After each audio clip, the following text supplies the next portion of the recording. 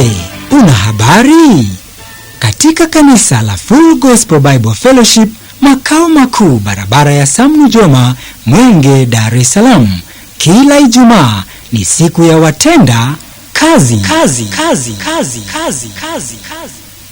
Yesu Kristo alisema, mavuno ni mengi, watenda kazi ni wachache.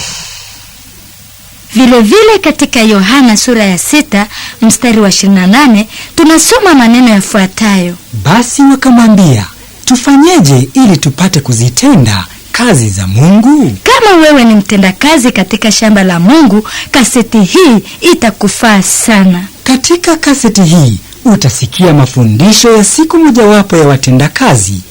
Mafundisho haya yatakujulisha jinsi ya kufanya ili upate kuzitenda kazi za Mungu. Kumbuka, Mungu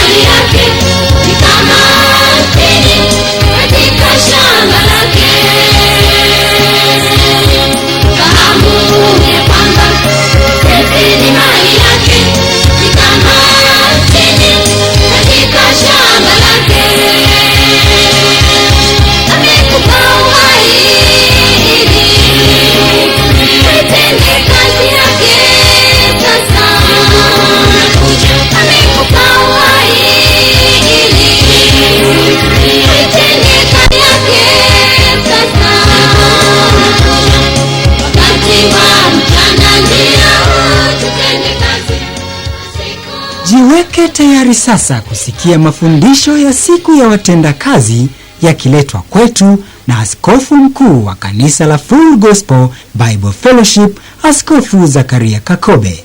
Kwa hakika, ukiyatendea kazi mafundisho haya, utakuwa msaada kwa watu wengi zaidi. Mungu akubariki unaposikiliza. Asante Bwana wa mabwana, mfalme wa wafalme.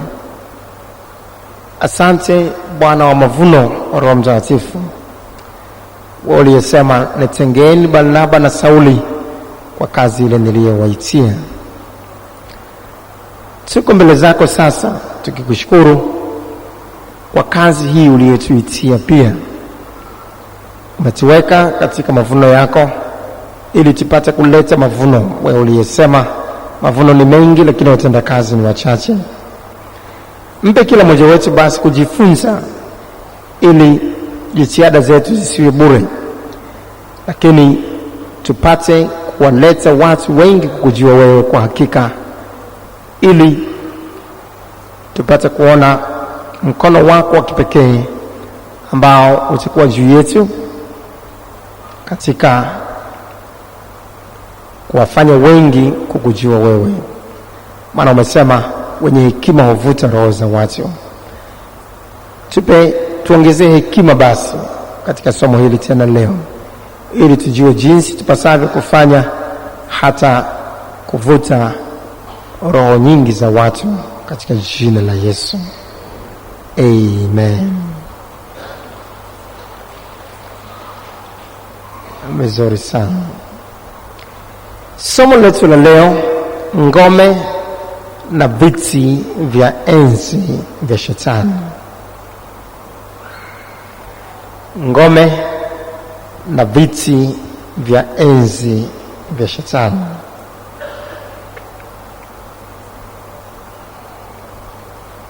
Ngome na viti vya enzi vya Shetani.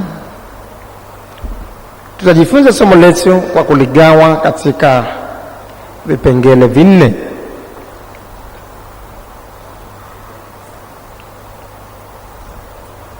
Kwanza, vizuizi vya Shetani vinavyowafanya watu wasiokoke. Kwanza, vizuizi vya Shetani vinavyowafanya watu wasiokoke. Pili, viti vya enzi vya Shetani. Viti vya enzi vya Shetani. Kipengele cha 3,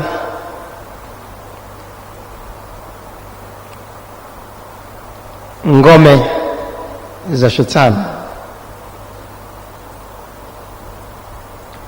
Ngome za Shetani.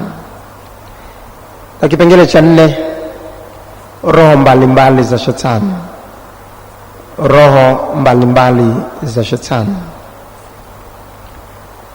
au roho za uchafu. Roho za uchafu.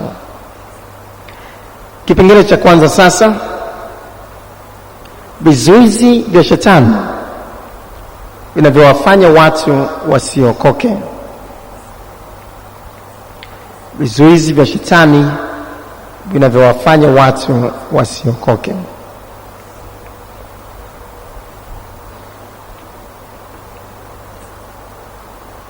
Kama wanafunzi wa Biblia, tutakumbuka kwamba Paulo mtume anaeleza kwamba wakati mmoja, na si wakati mmoja tu, mara ya pili tena,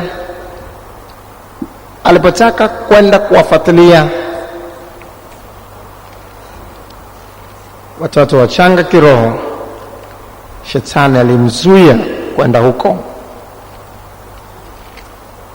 Shetani alijua Paulo mtume akikutana watoto wale wachanga kiroho wangeweza kusaidika kipekee na imani yao ikaimarishwa, na kwa sababu hiyo akawazuia. Biblia inasema katika Wathesalonike wa kwanza sura ile ya 2 mstari wa Wathesalonike wa kwanza sura ile ya 2 mstari wa 17 mpaka mstari wa 18, lakini sisi ndugu, tukiwa tumefarakana nanyi kwa kitambo, kwa uso si kwa moyo, tulizidi kutamani kwa shauku nyingi kuwaona nyuso zenu. Kwa hiyo tulitaka kuja kwenu, na mimi Paulo mara ya kwanza na mara ya pili, na Shetani akatuzuia. Useme wote, na Shetani akatuzuia. Tena kwa nguvu.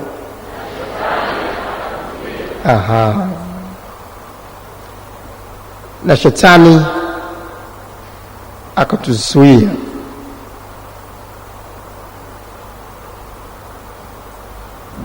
Kama Paulo mtume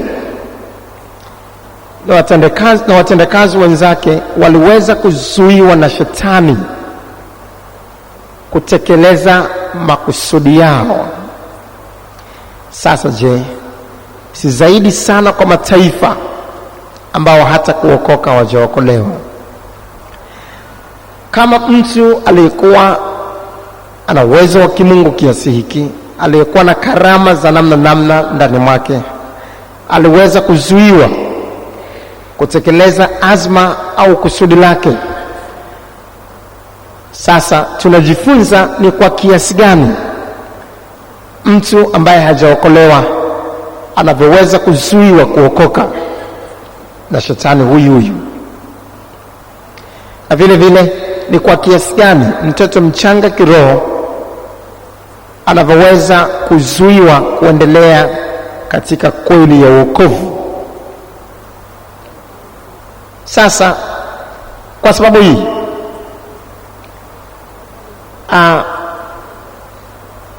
Shetani yule aliyemzuia Paulo mara ya kwanza, mara ya pili, pamoja na shauku aliyokuwa nayo ya kuwaona watoto wachanga kiroho, akamzuia kwenda huko na kufanikiwa kumzuia.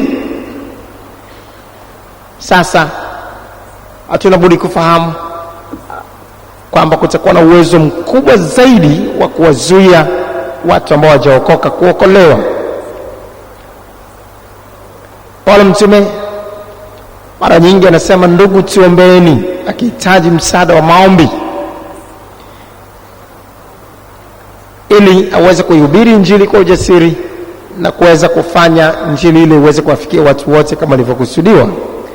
Na ni kwa sababu hiyo tunaelekezwa katika Zaburi sura ya 2 mstari wa 8, uniombe nami nitakupa mataifa kwa urithi. Tukitaka mataifa wa urithi wetu, tukitaka watu ambao hawajaokolewa wapate kuokoka, hatuna budi kuomba. Uniombe nami nitakupa mataifa kwa urithi, hata misho ya dunia nitafanya watu katika dunia nzima kuokolewa kama ukiniomba. Anasema hivyo katika Zaburi 2:8. Ikiwa Mungu wetu anasema uniombe ili tupate kuona hawa wanaokoka, sasa hatuna budi kufahamu kwa msisitizo tena leo kwamba hatuna budi kuomba ili vizuizi vya shetani ambavyo vinawazuia kuokolewa hao viweze kuharibiwa, hata wapate kutoka katika vifungo hivyo na kwa huru, wapate kutoka katika hali ya kuwa mbali na wokovu, hata wapate kuokolewa.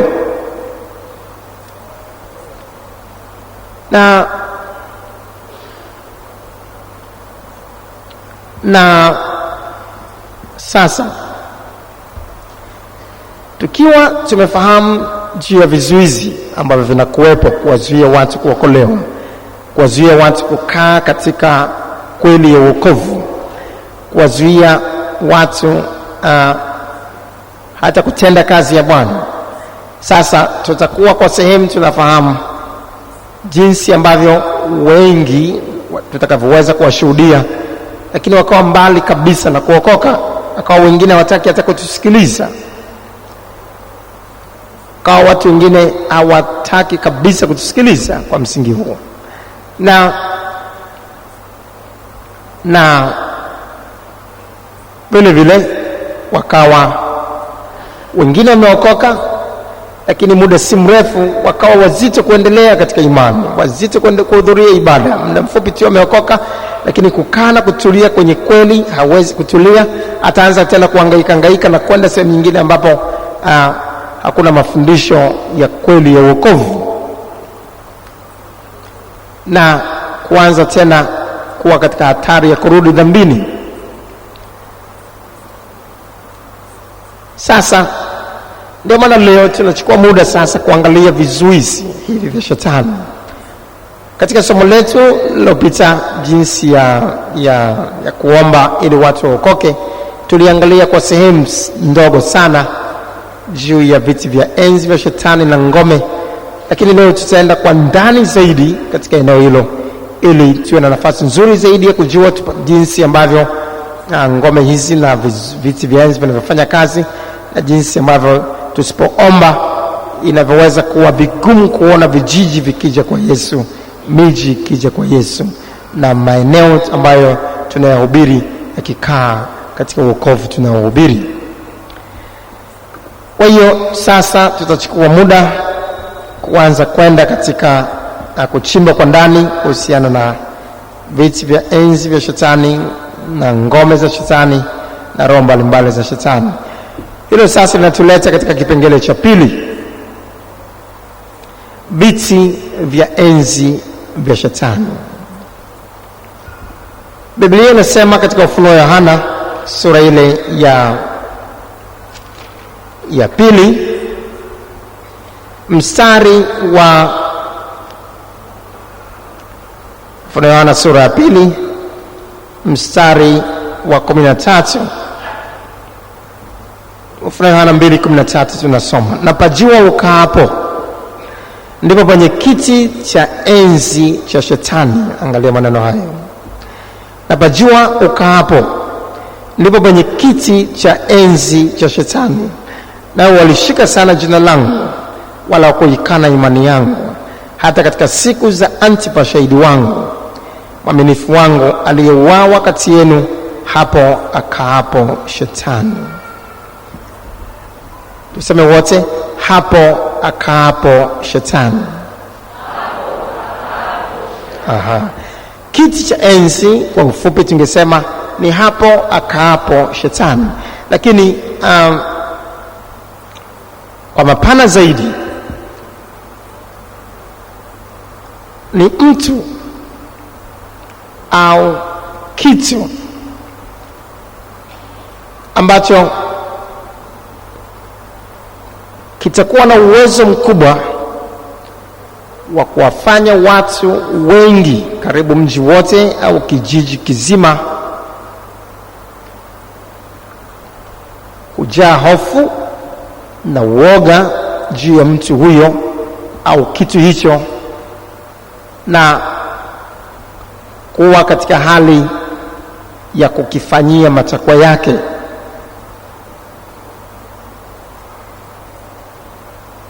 Sasa twende hatua kwa hatua ili tupate kuelewa.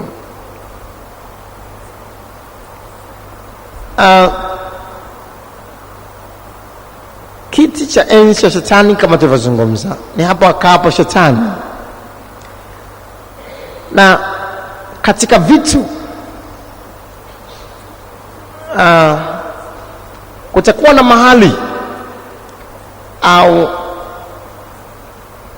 kutakuwa na milima au mapori ambayo yataogopewa katika kijiji kizima, yataogopewa katika mji mzima au eneo zima, na watu watasema mahali pale huwezi kupakanyaga, mahali pale huwezi kupagusa, maji yale huwezi kuyagusa, ukisogea tu kwenye kisima kile utakufa. Na watu wote watapaogopa mahali pale na kwenda kutoa makafara. Hata wanapopata matatizo mbalimbali, wanapopata shida mbalimbali, watajua shida hizo au matatizo hayo yaliyowapata yamewapata kwa sababu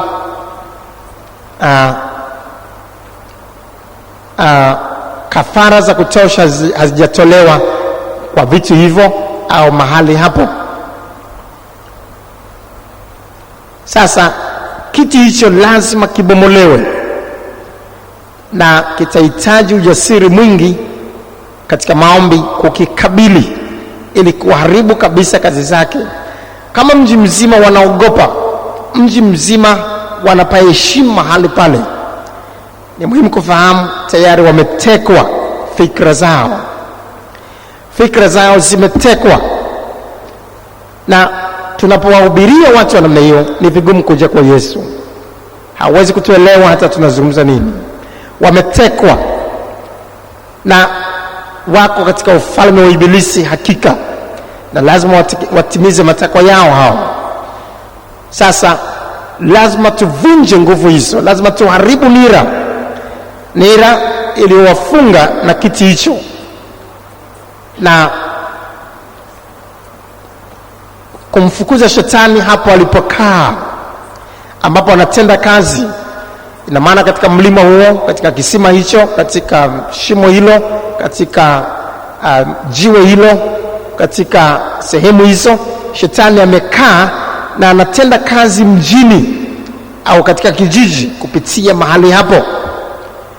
Sasa tukipaharibu katika maombi, tukipavuruga katika maombi, sasa tunakuwa na nafasi nzuri zaidi kwa namna ya ajabu tukuona watu ghafla wamefunguka. Na kwa msingi huo sasa tutaweza kushangaa kuona ghafla watu wanaanza kupokea injili tofauti na mwanzo.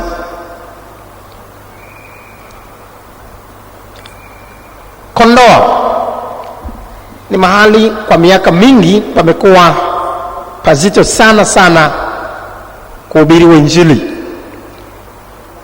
Wako watumishi wa Mungu wengi wamekwenda Kondoa, wameshindwa kuwa na kanisa. Wacha makanisa ya wokovu, hata makanisa mengine ambayo hawahubiri wokovu wameshindwa kwa muda mrefu kuweza kuwa na watu wengi wa Kristo kule Kondoa.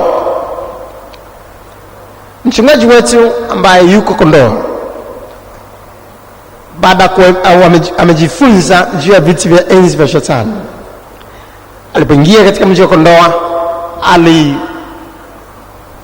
alikwenda kuangalia, alitafuta ni kitu gani au ni mahali gani ambapo watu wote ni kama wanapaabudu, wanapaogopa, wanapahofia, wanapaheshimu.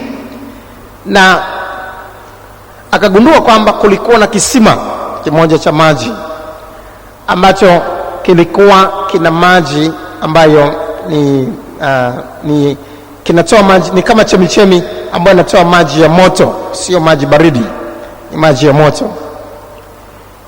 Na mahali hapo wenyeji wote wanapaheshimu na kupaogopa. Wanaeleza kwamba maji yale huwezi kuyachota, na mahali pale hata huwezi kupakaribia. Ukipakaribia mahali pale ukagusa yale maji, ukachota yale maji, lazima utakufa pale pale, haitakuchukua dakika, utakufa. Na ni kweli wamekufa wengi, wamekufa watu wengi kiasi kwamba ilibidi kupawekea ulinzi namna fulani, kuweka watu ambao watakuwa wanapalinda ili watu wasiendelee kufa.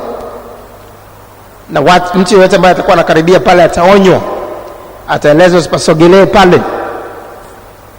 Sasa itahitaji imani ya kutosha, itahitaji kumwomba Mungu imani na neema ya kipekee, na itahitaji maombi ya uzito mkubwa sana kabla ya kwenda kubomoa kiti cha enzi cha namna hii. Kuna njia mbili tunazoweza kufanya katika kubomoa kiti cha enzi cha namna hii. Njia mojawapo ni kuomba pale pale ulipo, pale ambapo huna nguvu kubwa sana maombi, huna nguvu kubwa ya imani ambayo inakuzingira. Ni vizuri kuomba pale pale ulipo, na usikiendee kiti cha enzi chenyewe kule kule kiliko. Lakini pale ambapo utakuwa na nguvu kubwa ya maombi, wewe mwenyewe ni muombaji ya kutosha, mwombaji ya kutosha, umejaa imani, umemwomba Bwana, umejaa imani, na Roho Mtakatifu kwa namna iliyo dhahiri sana akawa amekuruhusu kwenda sehemu ya namna hiyo ili upakanyage pale na kupabomoa, kunakuwa na kitu cha ziada. Lakini simshauri mtu ambaye ana imani dhaifu, mtu ambaye maombi yake ni kidogo, kwenda katika sehemu hizo. Biblia inasema sehemu yote ambayo tutapakanyaga tutakuwa tumepatwa. Kule kukanyaga kuna kitu cha ziada kinachoongezeka, kuna kuongezeka, lakini ni hatari kubwa, kwa sababu tunaingia katika territory au katika ufalme wa shetani. Hasa tunaingia pale akaapo shetani. Angalia vizuri pale tuliposoma katika Ufunuo Yohana sura ya 2 mstari wa 13. Na bajoka hapo ndipo penye kiti cha enzi cha shetani, nao walishika sana jina langu, wala hukuikana imani yangu, hata katika siku za Antipa shahidi wangu, mwaminifu wangu, aliyeuawa kati yenu, hapo akaapo shetani. Hebu tusome wote hapo kuanzia Antipa shahidi wangu. Ufunuo Yohana sura ya 2 mstari wa 13. Twende pamoja. Sema kwa nguvu. Kwa nguvu zaidi, wengine hawajapata Biblia ili sauti yetu isikike.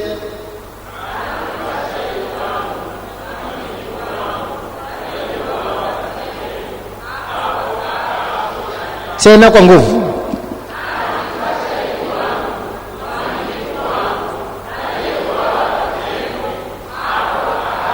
Kwa nguvu zaidi ili unielewe zaidi.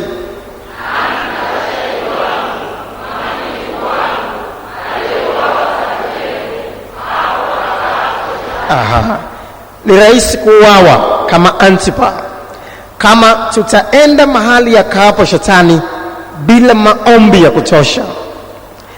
Itatulazimu kuomba kwa muda mrefu sana sana, na kumwomba Bwana tupe imani ya kipekee, na kabla ya kwenda kukanyaga mahali ya kaapo shetani.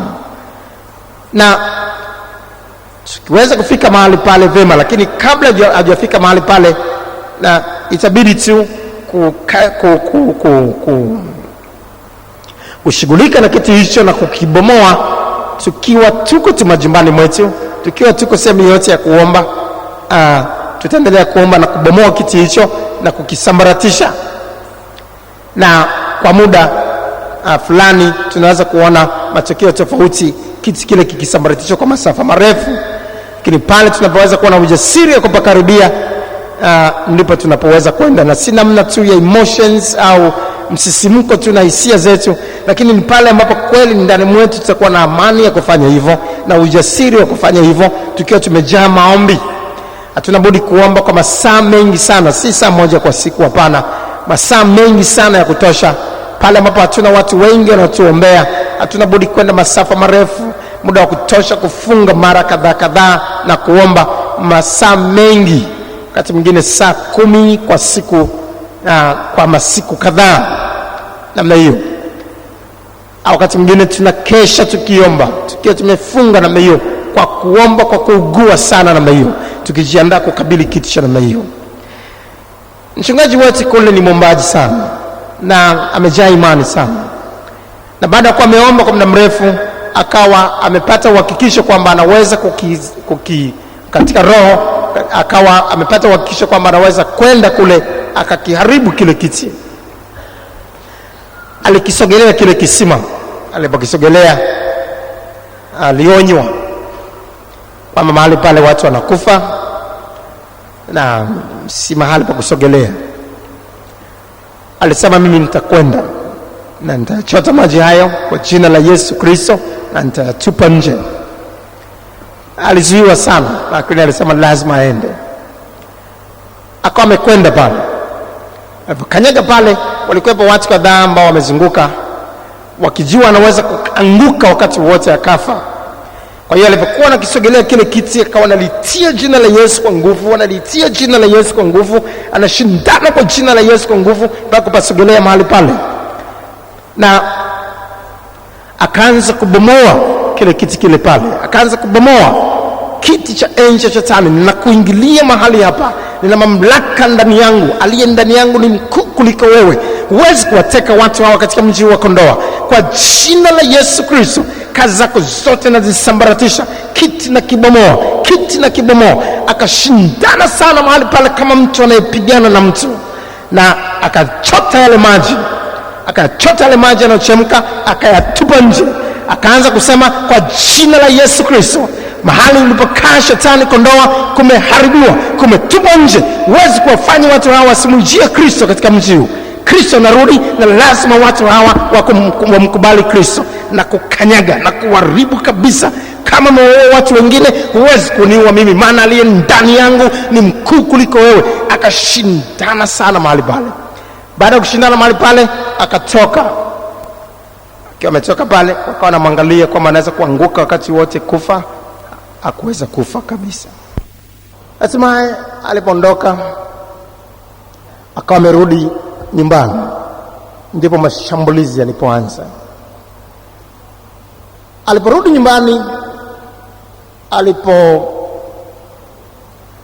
alipokuwa ameketi na mkewe sebuleni, sasa ghafla vitu ndani ya nyumba vikaanza kugongana vyenyewe kwa vyenyewe.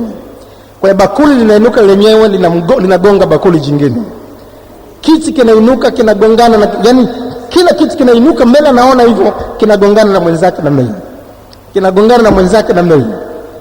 Hajakaa sawa, kukawa na kama mvua ya mchanga juu ya bati. Ni mvua, kwa hiyo ni mvua kubwa kabisa, ni kimbunga, lakini ni kwenye nyumba yake peke yake, ni kimbunga kwenye nyumba yake peke yake. Kwa hiyo ni mchanga mwingi sana uko kwenye nyumba. Hajakaa sawa, kukawa na giza nene sana. Ile giza ni bado ni jioni mapema tu, bado ni mchana tu, lakini giza lile liko kwake tu pale, giza zito sana. Ni kama sasa akajiona ni yuko kwenye mauti, ni kama anaweza kufa wakati wote, ni kama roho inatoka. Akashindana na vile vyombo vilivyokuwa vinavigonga vyenyewe kumtisha, akashindana na ile giza, akashindana na kimbunga cha mchanga ambacho kilikuwa kinamwagika juu ya nyumba ile, na hatimaye akawa amekwenda kitandani. Alipokuwa amekwenda kitandani, alipokaa kwenye kitanda na mei, kitanda kizima kikawa kinainuliwa, kinapaishwa juu. Akiwepo juu ya kitanda, ungekuwa wewe unakuaje?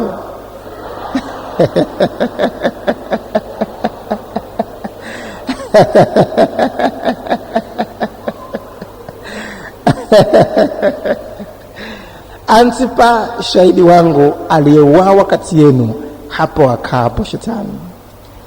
Kitanda kizima kinainuliwa na mimi, kinainuliwa mpaka kinaletwa mahali fulani hapa juu, alafu kinateremshwa chini. Anashindana, huwezi kuniua kabisa. Bwana aliyenituma katika mji huu amenileta kwa makusudi. Huwezi kushindana na Bwana. Huwezi. Akashindana na hiyo mpaka kwa masaa kadhaa, akawa amefikia mahali amedhofu wa nguvu yote kabisa, bimwishia na hii.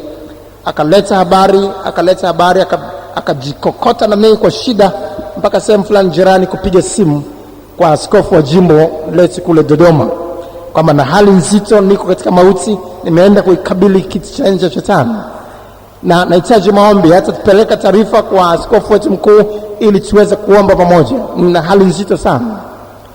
Na baada ya taarifa hizo, maombi yaliendelea hivyo, lakini baada ya saa chache kupita, akaanza kuona giza lile limetoweka, akaanza kuona hali iliyokuwepo haiko, akaanza kuona kila kitu kinarudi katika hali ya kawaida. Mauti iliyokuwepo pale ndani ikawa haiko sasa, akawa kama mtu aliyezinduka namna hii. Akaanza kumsifu Bwana, akamwambia Bwana, asante kwa sababu umeileta kondoo kwako, asante kwa sababu kiti cha enzi kimeshindwa, kimeibika, kimefedheheka, asante kwa sababu kumebomoka mahali hapa. Tangu wakati ule, kabla ya pale, ulikuwa unajaribu kushuhudia Kondoa, hakuna hata mtu anakusikiliza. Kondoa ni mahali ambapo hata Biblia, sio kwamba watu hawataki kununua, lakini wanaohusika na Biblia waliwahi kugawa bure kwa watu, lakini hawataki hata kuzipokea. Sio kununua, hata bure hawataki kuzipokea. Na amefika pale, ni ngumu sana, unatashuhudia huko hakuna mtu yote anakusikiliza. Lakini baada ya kiti hicho kubomolewa kwa jinsi hiyo, akaanza akatangaza sasa kwamba watu waje wasikie neno. Alishangaa, watu wanamiminika kwa namna ajabu sana kuja. Kwa ajabu sana, ghafla tu kumebadilika. Na mpaka leo tunapozungumza Kondoa, tuna kanisa kubwa sana pale Kondoa ambalo limeshangaza watu wengi kwa muda mfupi tu, kwamba mahali paliposhindikana miaka nenda miaka rudi na hiyo, wako watu wengi ambao wanakuja kwa Yesu na hiyo, tofauti na ilivyotegemewa. Na hata nimekuwa nakutana na watumishi wengine mbalimbali wa makanisa mengine, wanamshukuru Mungu na kumshangilia kwa kazi ile inaonekana kule. Lakini imekuwaje? Ni kwa sababu alikuwepo mtu mmoja aliyejua kwamba viko viti vya enzi vya Shetani, alafu akavibomoa. Kwa hiyo utaweza kuona kisima kama hicho ni kiti cha enzi cha Shetani. Sehemu nyingine katika miji itakuwa sio kisima, inaweza kuwa milima. Utaweza kuona kuna milima, unaweza kuona jiwe limekaa, jiwe jingine ni kama linataka kudondoka. Watu utakuta wanakwenda kule kutoa makafara, wanapaogopa, na wengine hapakaribii. Kuna hadithi za ajabu kuhusiana na jiwe hilo na kadhalika. Sehemu zile za kule Nkasi kuna mapango ambayo ukiwa unataka kuyasogelea kwa mbali utayaona yale mapango, utayaona mapango meupe. Ukitaka kuyasogelea huyaoni, lakini kwa mbali unayaona. Hivyo ni viti vya enzi vya Shetani, na vitakuwa vinajulikana katika mji, na watu wanaviogopa sana sehemu hizo. Sehemu zile za Newala kuna shimo linaloitwa Shimo la Mungu, wanaita Shimo la Mungu. Ni shimo refu sana ambalo mtu kama anakwenda, huwezi kuangalia ukaona chini, huwezi kuangalia ukaona mwisho wa shimo. Na ni mahali pale ambapo wanapaogopa sana, na katika hadithi zao za wenyeji utaweza kuona wanazungumzia kwamba mtu ambaye ni mkorofi, jambazi ambaye ameshindikana, basi wanaweza kumkamata namna hii, alafu wakaenda kumtupa kwenye shimo hilo. Na ina maana hamwezi kumtafuta. Hakuna wewe yote ambaye anaweza kwenda shimoni kule. Ni ndani sana, ni chini sana, ni giza. Ina maana hata kama mtu anaangalia namna hii huwezi kuona popote, na kwa hiyo hakuna mtu yeyote anayeweza kwenda kule akarudi. Sasa hilo shimo la Mungu linaogopewa sana Newala, na watu wote kukiwa na matatizo Newala kwa muda mrefu, kunakuwa na matatizo ya maji na matatizo mengine kadhaa. Utaweza kuona hali nzito kadhaa ikitokea, watu watakwenda kutoa kafara mbalimbali kwenye shimo la Mungu hilo wanaloliita, na wanaita shimo la Mungu. Kwao ni namna ibada, ina maana kwao ni hilo shimo ndio Mungu wao, ni kama Mungu wao anakaa kwenye shimo hilo. Kwa msingi huo wanaita shimo la Mungu. Utaona sasa, baada mchungaji wetu kule kwenda Newala, ni mahali pazito sana kwenye Injili, ni pazito sana. Miaka mingi vile vile kumekuwa ni sehemu ambayo ni mzito sana, watu kuja kwa Yesu ni hawakusikia, hata hawakuangalia, hawajui hata wanazungumza nini. Mchungaji wetu amekwenda kule kwa miezi mingi, anajaribu kushuhudia, na hata mtu mmoja kusema naokoka hakuna kabisa. Hakuna kabisa kitu hicho. Mtu yeyote kusema anaongoza sala ya toba, hakuna kabisa. Sasa akiwa na ufahamu, siku moja akiwa ameelewa hivyo, alikwenda kwenye shimo la Mungu karibu na pale, akakuta miguu mingi sana ya mbweha kwenye uwanja huo karibu na shimo. Kuna uwanja mmoja hapo ni udongo tu, kwa hiyo miguu mingi ya mbweha iko pale. Sasa akaelezwa na wenyeji kwamba hao sio mbweha, lakini wana majina yao na waita, lakini yani ndio hao walinzi wa hilo shimo. Kwa hiyo wanakujaga pale kufanya kikao. Kwa hiyo nyakati za jioni na hiyo utakuja, asubuhi na hiyo utaona nyayo nyingi sana za mbweha hizo, na wanakuja kufanya kikao hapo na kwenye shimo hilo la Mungu. Kwa hiyo akafahamu hawa ni pepo, hawa ndio maajenti wa shetani ambao wanaishikilia Newala. Kwa hiyo akaenda akakuta nyayo nyingi hizo za mbweha. Kwa hiyo akaanza kushindana, alikuwa ameomba miezi kadhaa, akaanza kushindana na akaanza kufuta nyayo zile za mbweha. Kwa jina la Yesu Kristo, wewe shimo la Mungu na wote mnaofanya kikao hapa, hamwezi kabisa kushindana na kazi ya Bwana Newala. Anasaga nyayo zile za mbweha kote kule, anatikisika. Anasema alipokuwa anafanya hivyo, kuna sauti namwambia jitupe katika shimo hilo. Kuna sauti ya mauti kabisa inamsukuma akajiangusha kwenye shimo hilo, afilie mbali. Anashindana na sauti hiyo, siwezi kujitupa kwa jina la Yesu Kristo, siwezi kuingia katika shimo hilo, wewe ndio utaingia humo kwa jina la Yesu Kristo. Hama hapa, wewe umekaa hapa na kwa zile watu hawa. Ni mapambano makali sana. Baada hapo akaenda nyumbani, yuko hoi, amelala huko, neema Bwana ikamfunika. Akarudi asubuhi kuangalia pale kama kulikuwa na kikao kingine. Hakukuwa na kikao usiku huo.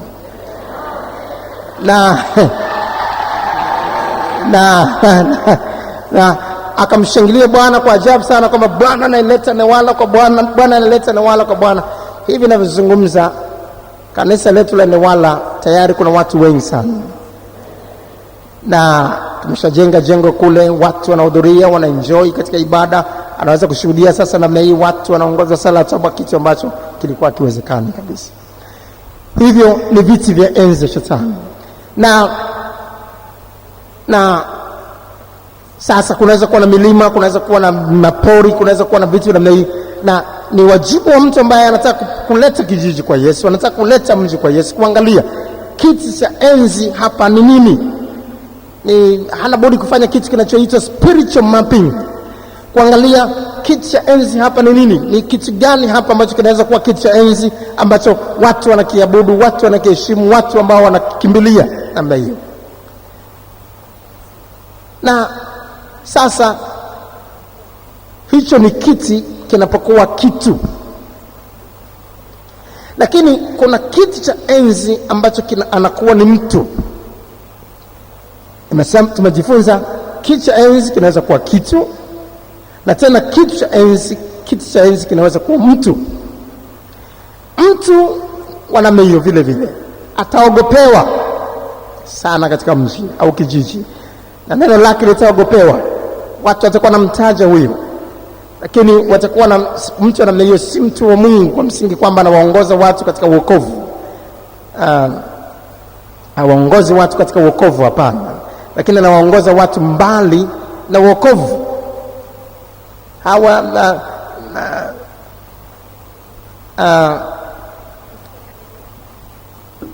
Mtu wa namna hiyo hana roho wa Mungu ndani mwake, lakini roho wa shetani ambaye anatenda kazi ndani mwake na kuwazuia watu kuokolewa. Mtu yote ambaye ana roho wa Mungu anawaleta watu kuokolewa, anawaleta watu kupokea Injili. Lakini mtu ambaye hana roho wa Mungu na roho wa shetani, siku zote anawazuia watu kuokolewa, anawazuia watu kuja kwa Kristo, anawazuia watu kukaa katika kweli ya wokovu. Sasa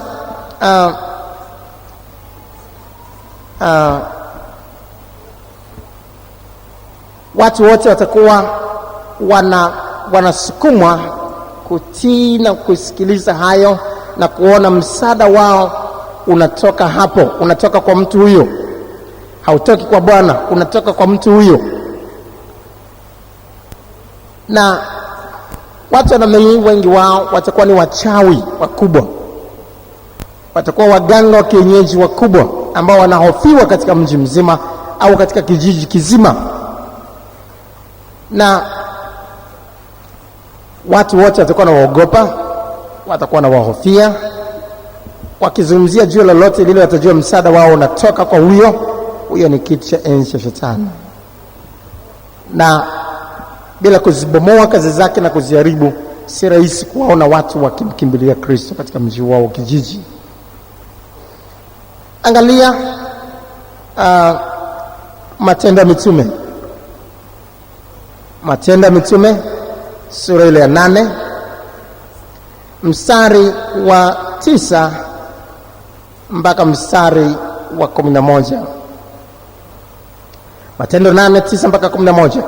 Na mtu mmoja jina lake Simoni, hapo kwanza alikuwa akifanya uchawi katika mji ule, akiwashangaza watu wa taifa la Wasamaria, akisema ya kuwa yeye ni mtu mkubwa. Wote wakamsikiliza tangu mdogo hata mkubwa. Tuseme wote wakamsikiliza tangu mdogo hata mkubwa. Wakisema mtu huyu ni uweza wa Mungu ule mkuu. Wakamsikiliza kwa maana amewashangaza muda mwingi kwa uchawi wake. Hiki kilikuwa ni kiti cha enzi cha shetani. Simoni mchawi alikuwa ni kiti cha enzi cha shetani. Na kutokana na yeye utaweza kuona Samaria nzima ilikuwa katika giza, ilikuwa katika dhambi. Na kama ni mwanafunzi wa Yesu, utakumbuka Yesu Kristo alipopita katikati ya Samaria wakati mmoja, hawakutaka hata kumpokea, hawakutaka hata kusikiliza lolote kutoka kwake. Angalia Luka sura ya 9 mstari wa 51 mpaka mstari wa 55. Ikawa siku za kupaa kwake zilipokuwa karibu kutimia, yeye aliukaza uso wake kwenda Yerusalemu, akatuma wajumbe kutangulia mbele ya uso wake. Wakaenda wakaingia katika kijiji cha Wasamaria ili kumtengenezea mahali. Wakaingia katika kijiji cha kina nani? Cha kina nani? Kwenye kiti cha enzi cha shetani, hapa kwa Simoni mchawi. Hapa sio muda mrefu sana, ni katika kipindi hicho cha Simoni mchawi, ni katika nyakati ambazo si mbali sana, ni nyakati hizo. Wakaenda wakaingia katika kijiji cha Wasamaria ili kumtengenezea mahali, lakini wenyeji hawakumkaribisha. Tuseme wote, lakini wenyeji hawakumkaribisha. Kwa vile alivyoelekeza uso wake kwa Yerusalemu. Wanafunzi wake Yakobo na Yohana walipoona hayo walisema, Bwana, wataka tuagize moto ushuke kutoka mbinguni uangamize kama Elia naye alivyofanya? Akawageukia akawakanya akasema, mjui ni roho ya namna gani mlio nayo. Kwa nini wataka wao wanafunzi wanasema tuagize moto ushuke uangamize? Hawakutaka kabisa kumkaribisha Yesu. Hawakutaka.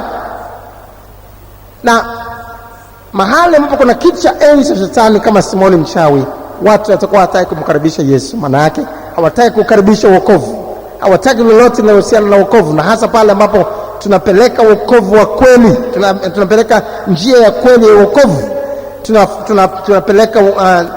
Tunapeleka huduma yetu ambayo tutakwenda kuhubiri watu waokoke na wakae katika utakatifu. Kitu cha namna kitakuwa kigumu sana kupokelewa. Watu watakuwa wako mbali kabisa kwa sababu ya kitu cha enzi cha shetani. Mtu huyu shetani atakuwa anamtumia, ndio anakaa ndani yake, anakaa kwake, anatenda kazi kupitia kwake, kuwafanya watu wote wawaze tu juu ya uchawi, wawaze tu juu ya ushirikina, wawaze tu kwamba msaada wao unatoka kwa Simoni mchawi, wawaze tu msaada wao unatoka kwa huyo. Na wachawi au waganga wakubwa kienyeji ambao wana sifa kubwa katika mji au kijiji, ambao wanapapatikiwa na watu wanatoka mbali, wanatoka kila mahali, wanamtaja tu mtu huyo maarufu sana, wanakuja sehemu hiyo. Watu hao sasa wanakuwa wanatumia na shetani. Shetani anakaa kupitia kwao na kuwafanya watu wote waone msaada wao unatoka kwa shetani na si kwa Bwana. Na bila kubomoa kiti cha enzi cha shetani na kuharibu kazi zake kupitia kwa mtu huyo, ni vigumu kuona watu hawa wanakuja kwa Yesu. Ilivyo ni kwamba tunajifunza juu ya mchawi mmoja katika Biblia anaitwa Elima mchawi. Twende pamoja katika Matendo ya Mitume sasa.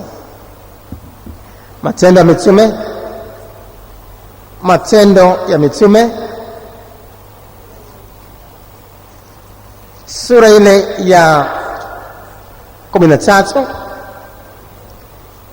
Tuweze kujifunza wachawi hawa au waganga wakubwa maarufu wa kienyeji wanavyoweza kuzuia sana injili katika kijiji au eneo lolote. Matendo ya Mitume 13 mstari ule wa 6 mpaka mstari wa 12.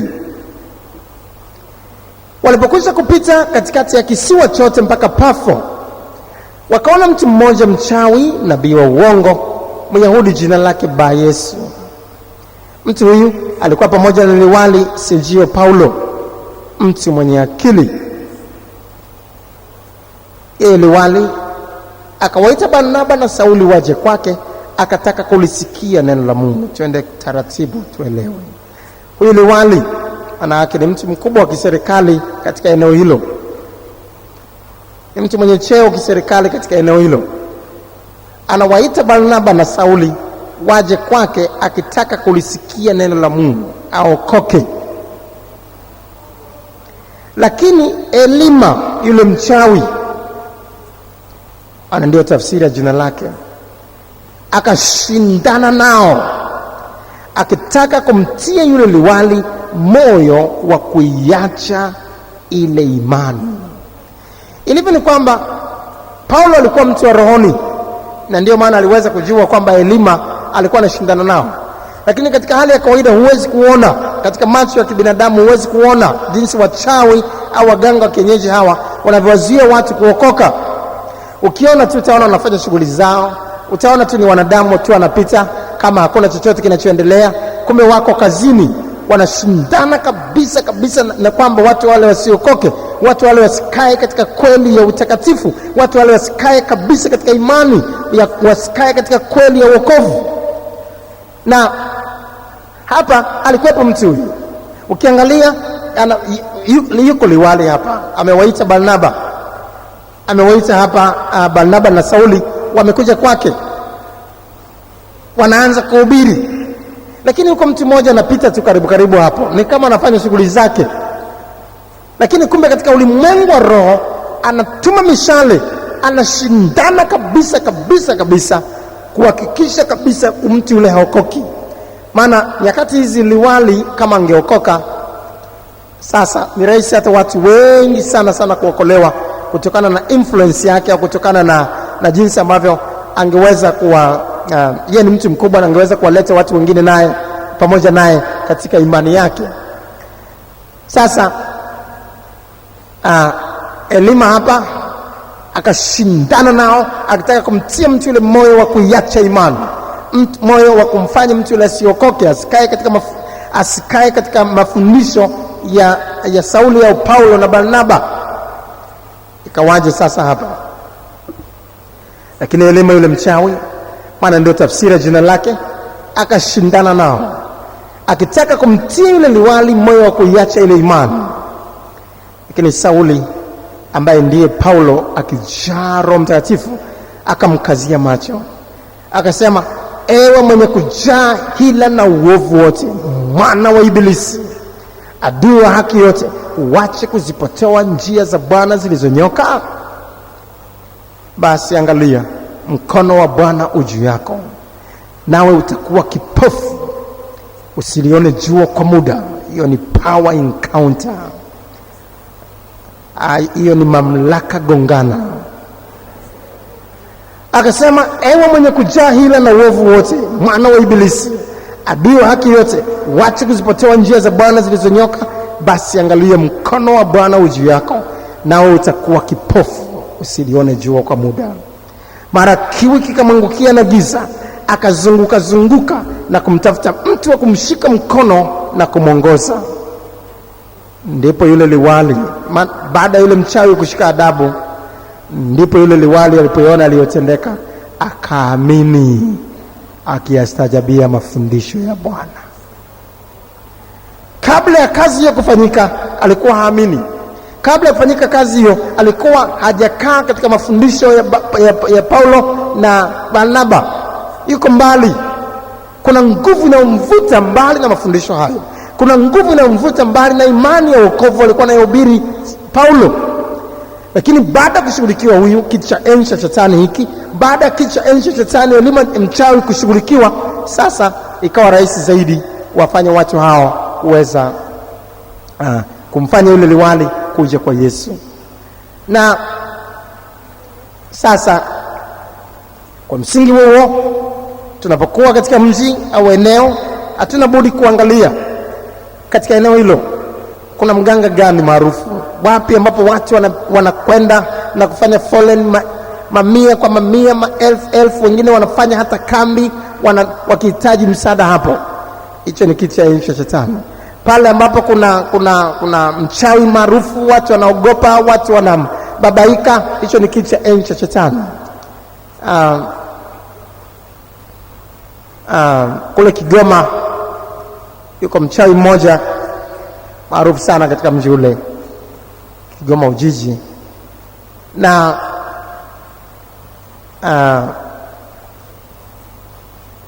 kutokana na umaarufu wake anaweza kuzungumza tu,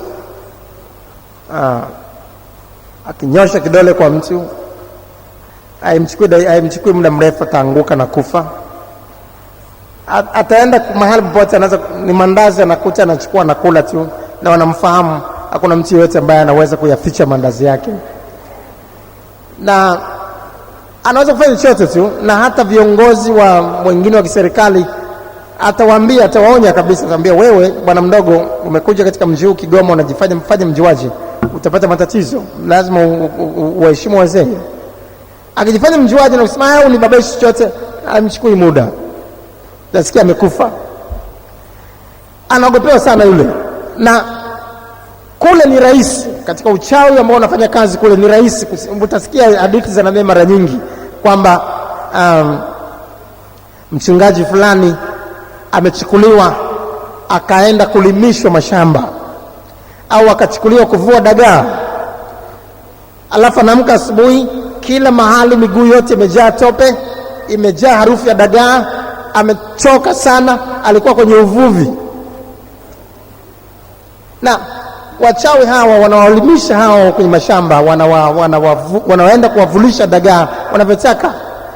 Hatimaye akawa ameingia mchungaji wetu kule mamlaka gongana. na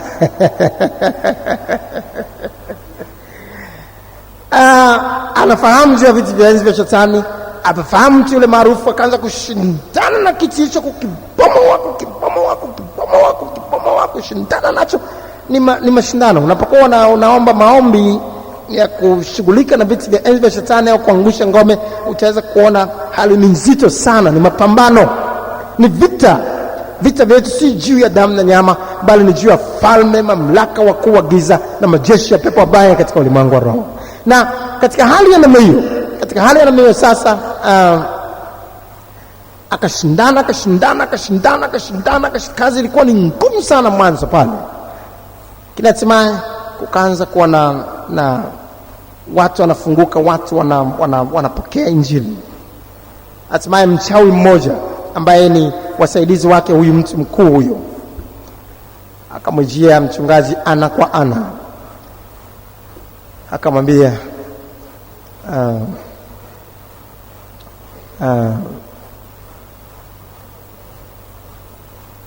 nimekutana na wachungaji wengi na hawa tumekuwa tunawafanya tutakavyo. Akasema hivyo, tumekuwa tunawafanya tutakavyo, lakini wewe ni wa tofauti sana. Akasema mimi ni tofauti sana kuliko unavyofikiri.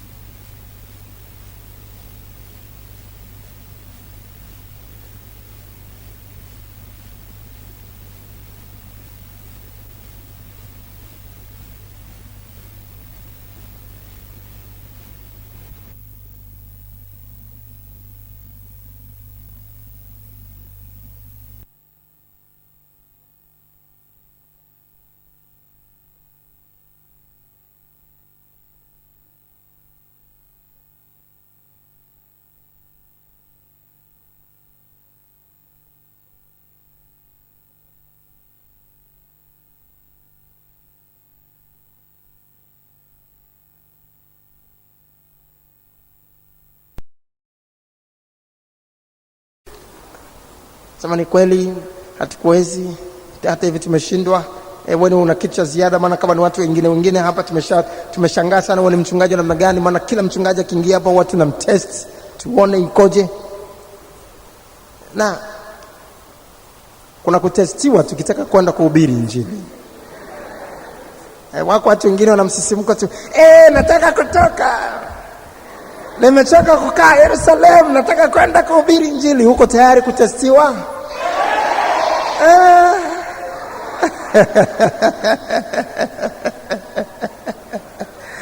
Uko tayari kutestiwa?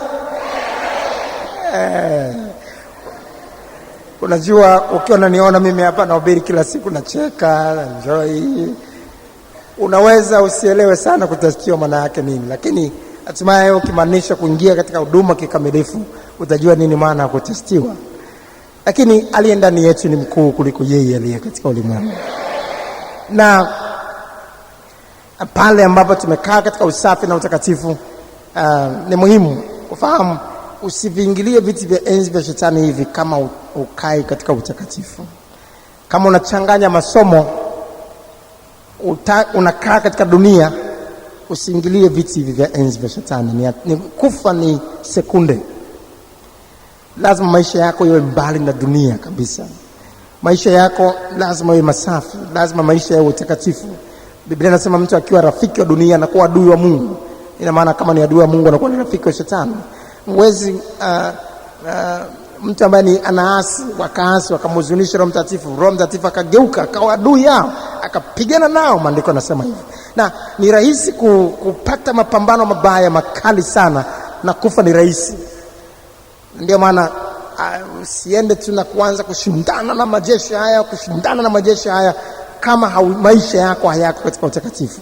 Lazima tuwe watakatifu katika kusema kwetu, katika kutenda kwetu, katika kuvaa kwetu, katika kila eneo. Usiwe na udunia wote ndani mwetu. Lakini tumejaa mapambo ya dunia hii, tumejaa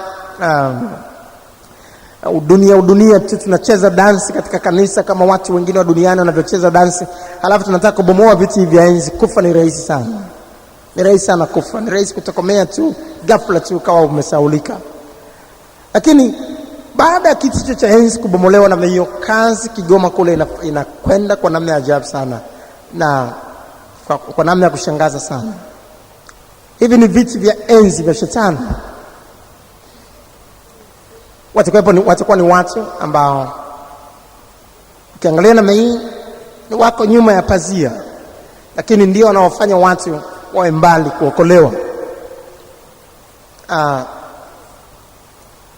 Wakati tunaanza kanisa hili mwaka 89, kazi yote mwaka 89 mpaka 90 ile, tulikuwa tunahangaika sana kubomoa viti vya enzi vya Dar es Salaam na nchi hii. Na ilikuwa kazi nzito sana. Tulikuwa tunashughulika na viti vya enzi, tunabomoa, tunaangusha. Na pale ambapo saizi tunaona maelfu ya watu wanamiminika namna hii, ni kwa sababu viti hivyo vimeharibiwa sana, vimevunjwa, vinakusambaratishwa sana. Lakini hata hivyo bado kuna kazi kubwa katika eneo la kanisa la nyumbani. Lazima uweze kuangalia kama kuna kiti cha enzi hapo, katika eneo la section, katika eneo la zone. Nafikiri tutakuwa tumeangalia na tutaona kwamba katika zoni moja kwa mfano, kunaweza kuwa na eneo fulani watu wanamgeukia Kristo zaidi kuliko section fulani. Ni kweli? Kuna section fulani watu eneo hilo ni wagumu sana, wengine hata ukiwaalika ni wako mbali sana. Kunaweza kuwa na eneo fulani la kanisa la nyumbani pazito sana sehemu hiyo, na hata ukifanya mahesabu utaweza kuona kwa muda mrefu sana sehemu hizo makanisa nyumbani hayakui. Kunaweza kuwa na watu majasiri lakini kushuhudia na kutenda kazi, lakini kazi pale ni haiendi. Kuna viti hivyo vya enzi vya kuangalia vya maeneo. Wako watu ambao wanamiliki maeneo madogo, mengine makubwa zaidi, kama tunavyoweza kuona wakuu wa kata, wa tarafa, wa wilaya, wa mkoa, wa taifa.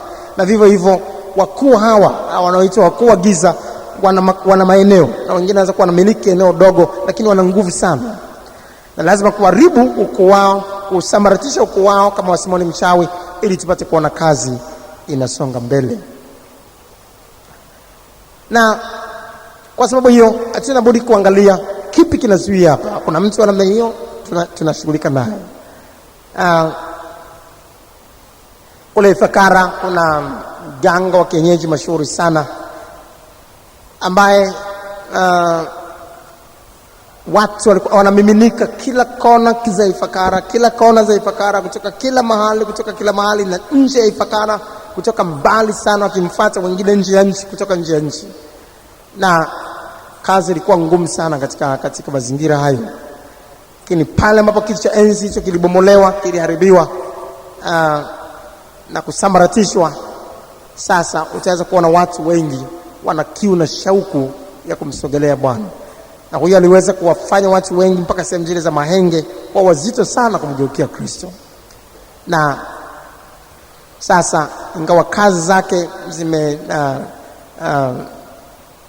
bado utaona pamoja na mganga yule sasa hivi kwa amefariki, bado amewarithisha watu kadhaa. Utaona kazi fulani bado zinafanya kazi, lakini si kwa viwango vile vya mwanzo.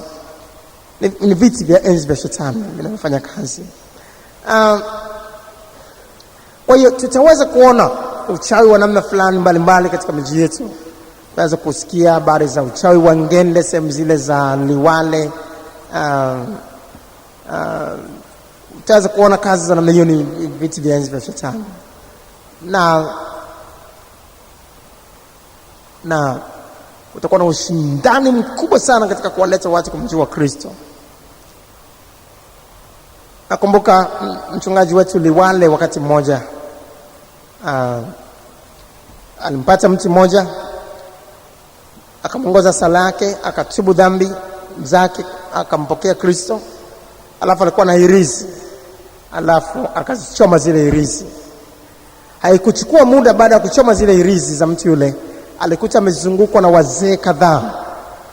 Wakamzunguka wazee kadhaa, alafu akamwambia, tunaomba hirizi zetu. Ambia hizo hirizi lazima uzilete. Wamekasirika kabisa, sema hizo hirizi lazima uzilete. Na wanazidai hirizi zao. Wanasema, kwa nini umezichoma hirizi? Naambia, tumezungumza na mtu yule kwa hiari yake, ametubu dhambi zake kumaanisha kuziacha, na ametaka hirizi zile zichome. Kukawa na ushindani mkubwa sana hapo, na hata wakaanza kupelekana katika vikao mbalimbali vya kijiji, ili kwamba ameharibu mambo yetu na hirizi zetu lazima zirudi. Hakuna maafikiano katika hilo, au sio tutashughuli, au sio tutapambana hapa kikamilifu. Mchungaji jasiri sana yule, amejaa imani, akasema, pambano katika nini? Katika ushirikina, pambaneni. Walipambana, lakini wamesalimu amri. Wamejua wameingia mtu mwingine tofauti na yule aliyekuwa na mabaya hajawahi kumwona. Sasa hivi ni viti vya enzi vya Shetani ambavyo vitakuwa vinafanya kazi namna hiyo, na pale ambapo kuna mtu mmoja tu anataka kuja kwa Kristo, utaweza kuona kelele kila mahali. Wakati wa Paulo utasikia ghasia kila mahali, kumechafuka ghasia. Hebu angalia Matendo ya Mitume. Matendo ya Mitume sura ile ya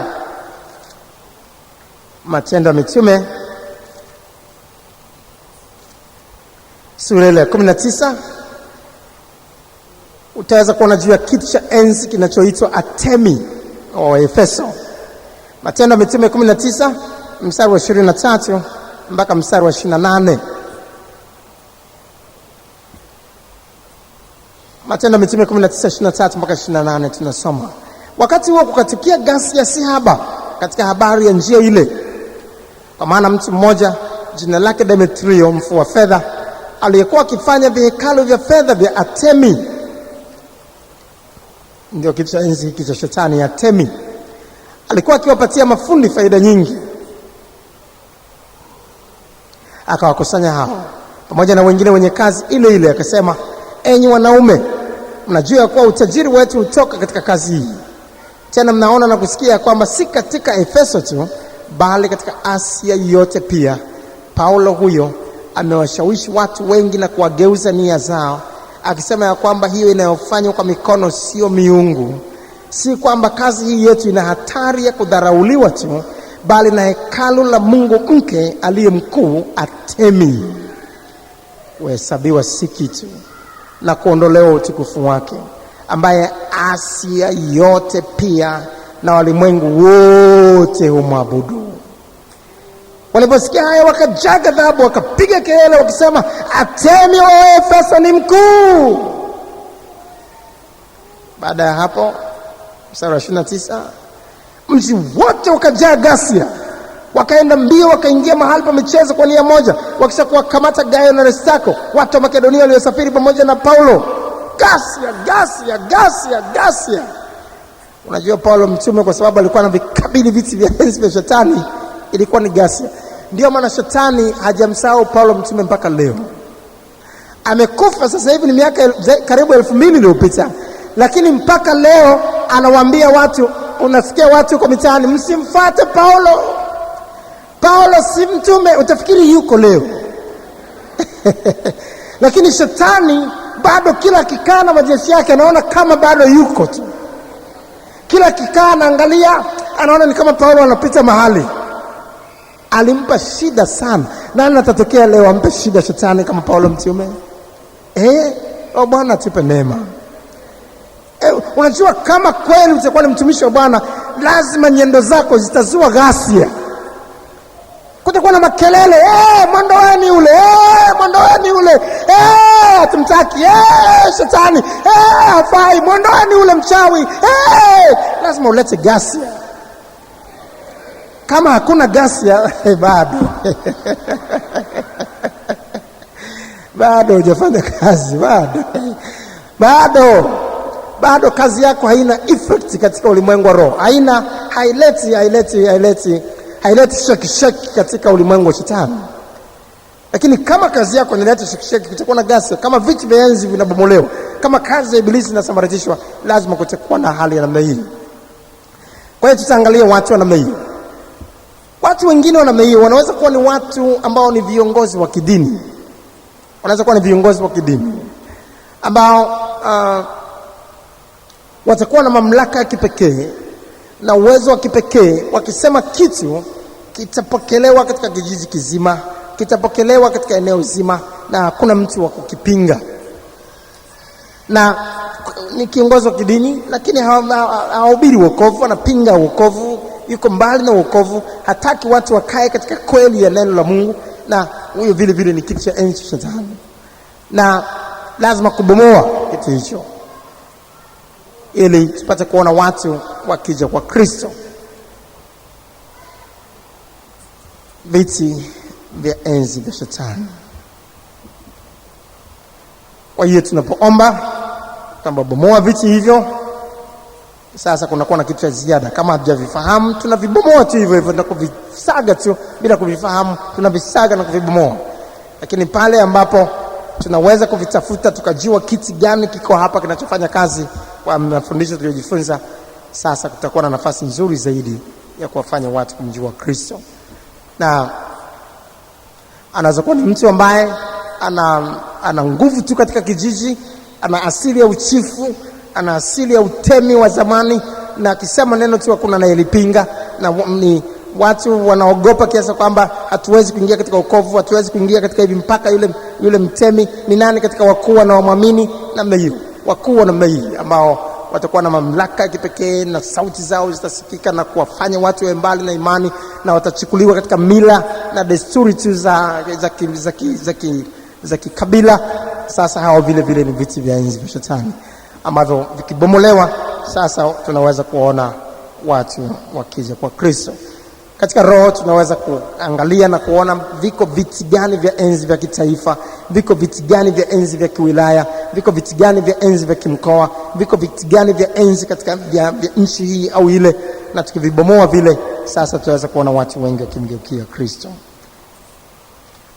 Baada ya kufahamu juu ya viti vya enzi, sasa twende tujifunze juu ya ngome. Kipengele cha 3 sasa, ngome za Shetani. Ngome za Shetani.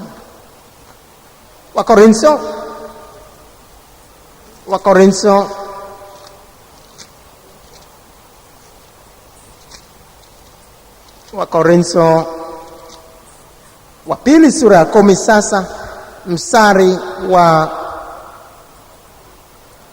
3 mpaka mstari wa 5.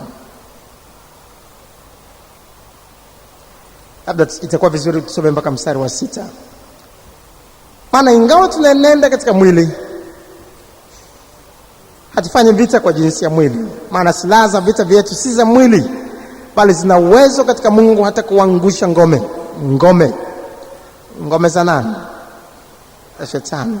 Tukiangusha mawazo na kila kitu kilichoinuka kijiinuacho juu ya elimu ya Mungu, na tukiteka nyara kila fikra ipate kumtii Kristo.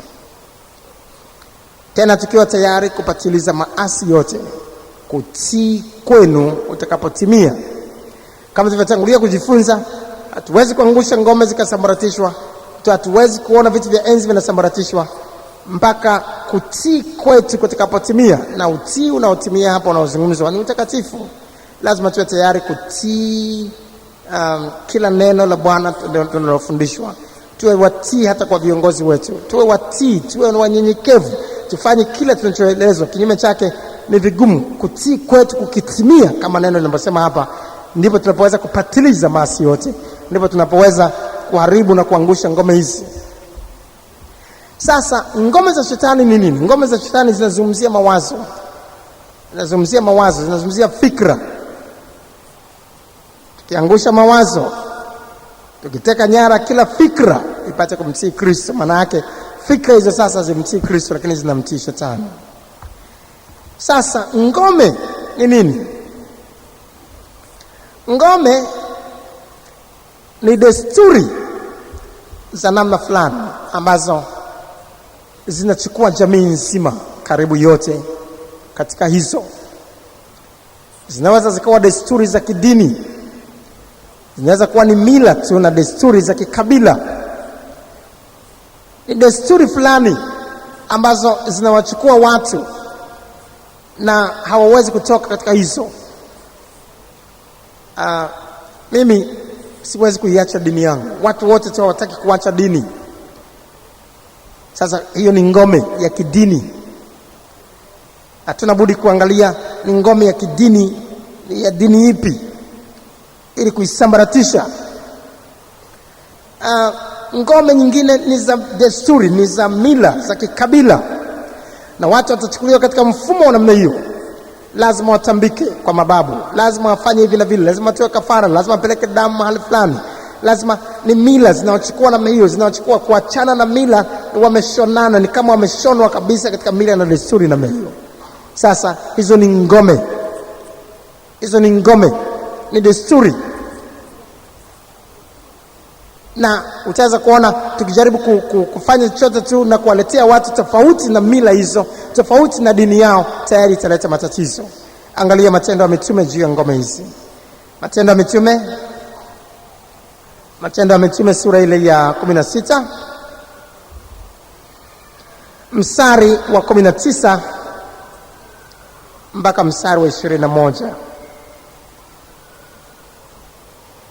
Basi bwana zake walipoona ya kuwa tumaini la faida yao limewapotea, wakawakamata Paulo na Sila, wakawakokota mpaka sokoni mbele ya wakuu wa mji.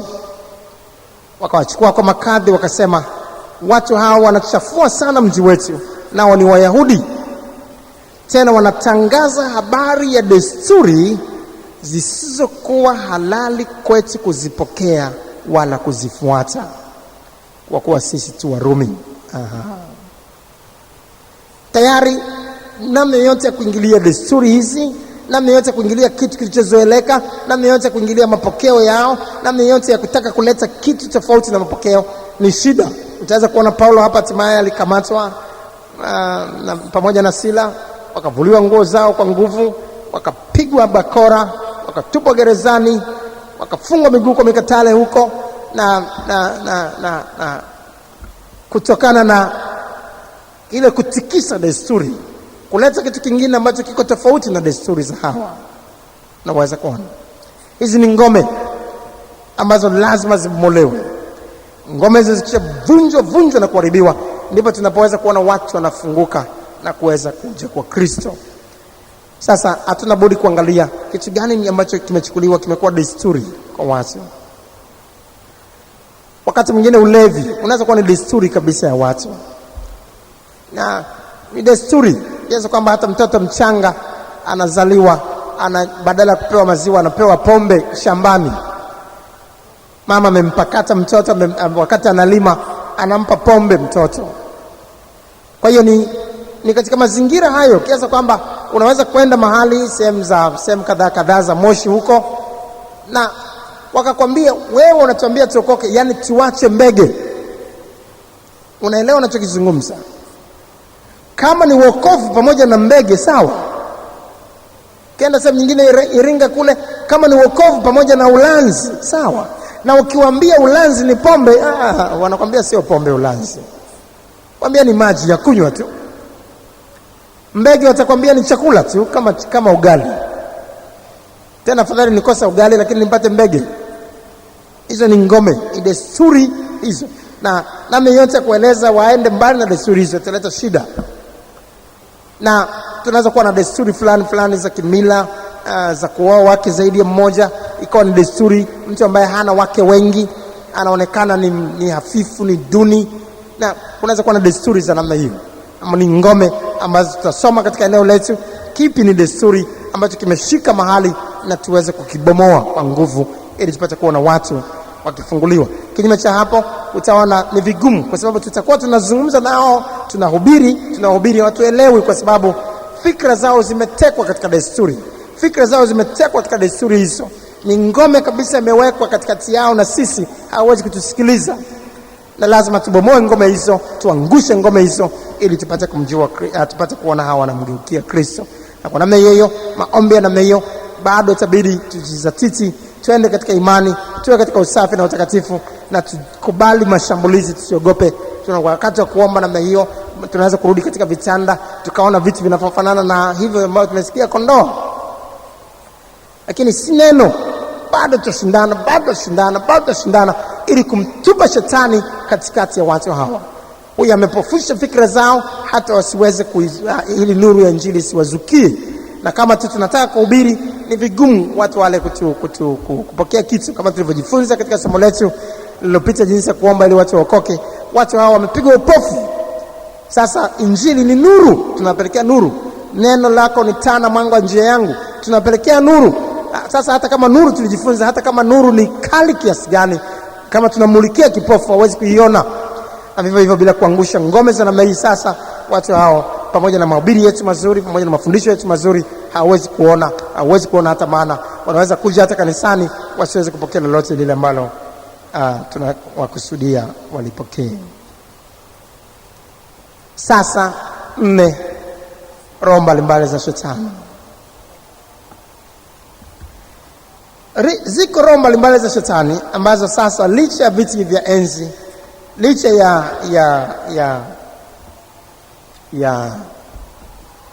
ya ngome hizi ambazo tumejifunza habari zake, roho hizi huwavaa watu, na mtu mmoja binafsi atavaliwa na roho hiyo. Na wakati mwingine watu wengi katika kijiji kizima au katika mji mzima watavaliwa na roho hiyo na kuchukuliwa katika eneo hilo. Na roho hizo zinaitwa roho za uchafu, au wengine utaanza kusikia wapendwa wengine wanasema roho chafu. Lakini lile tunaloliona katika Biblia hapa inatajwa roho za uchafu. Ufunuo Yohana sura ile ya 16, roho za uchafu kiasi fulani ni tofauti kidogo na pepo wachafu. Pepo wachafu zaidi wanashughulika na magonjwa, wanamfanya mtu augue, kama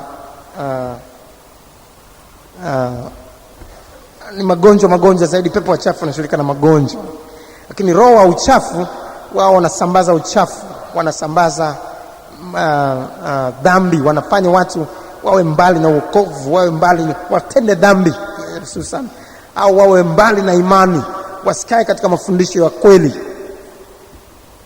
lakini wawe kinyume na Mungu. Ufunuo Yohana sura 16 mstari wa 13. Ufunuo Yohana 16 mstari wa 13.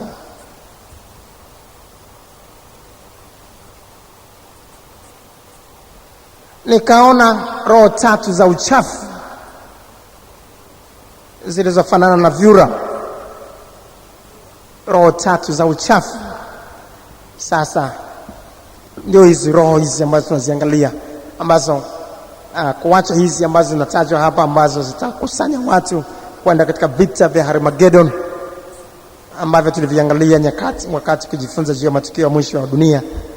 Kuacha hizi, lakini ziko roho za namna nyingi mbalimbali za uchafu ambazo zitakuwa zinawavaa watu kadha wa kadhaa katika mji au miji, na roho za uchafu katika mji huu zinaweza kuwa tofauti na roho za uchafu zinazotenda kazi katika mji huu au kijiji kingine na kadhalika.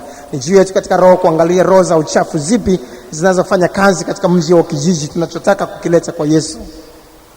Lakini tutaangalia hapa roho kadhaa za uchafu ili tuweze kupata picha katika roho hizi zinazotajwa katika Biblia, na tuweze kuona zinaweza kufanya kazi namna gani.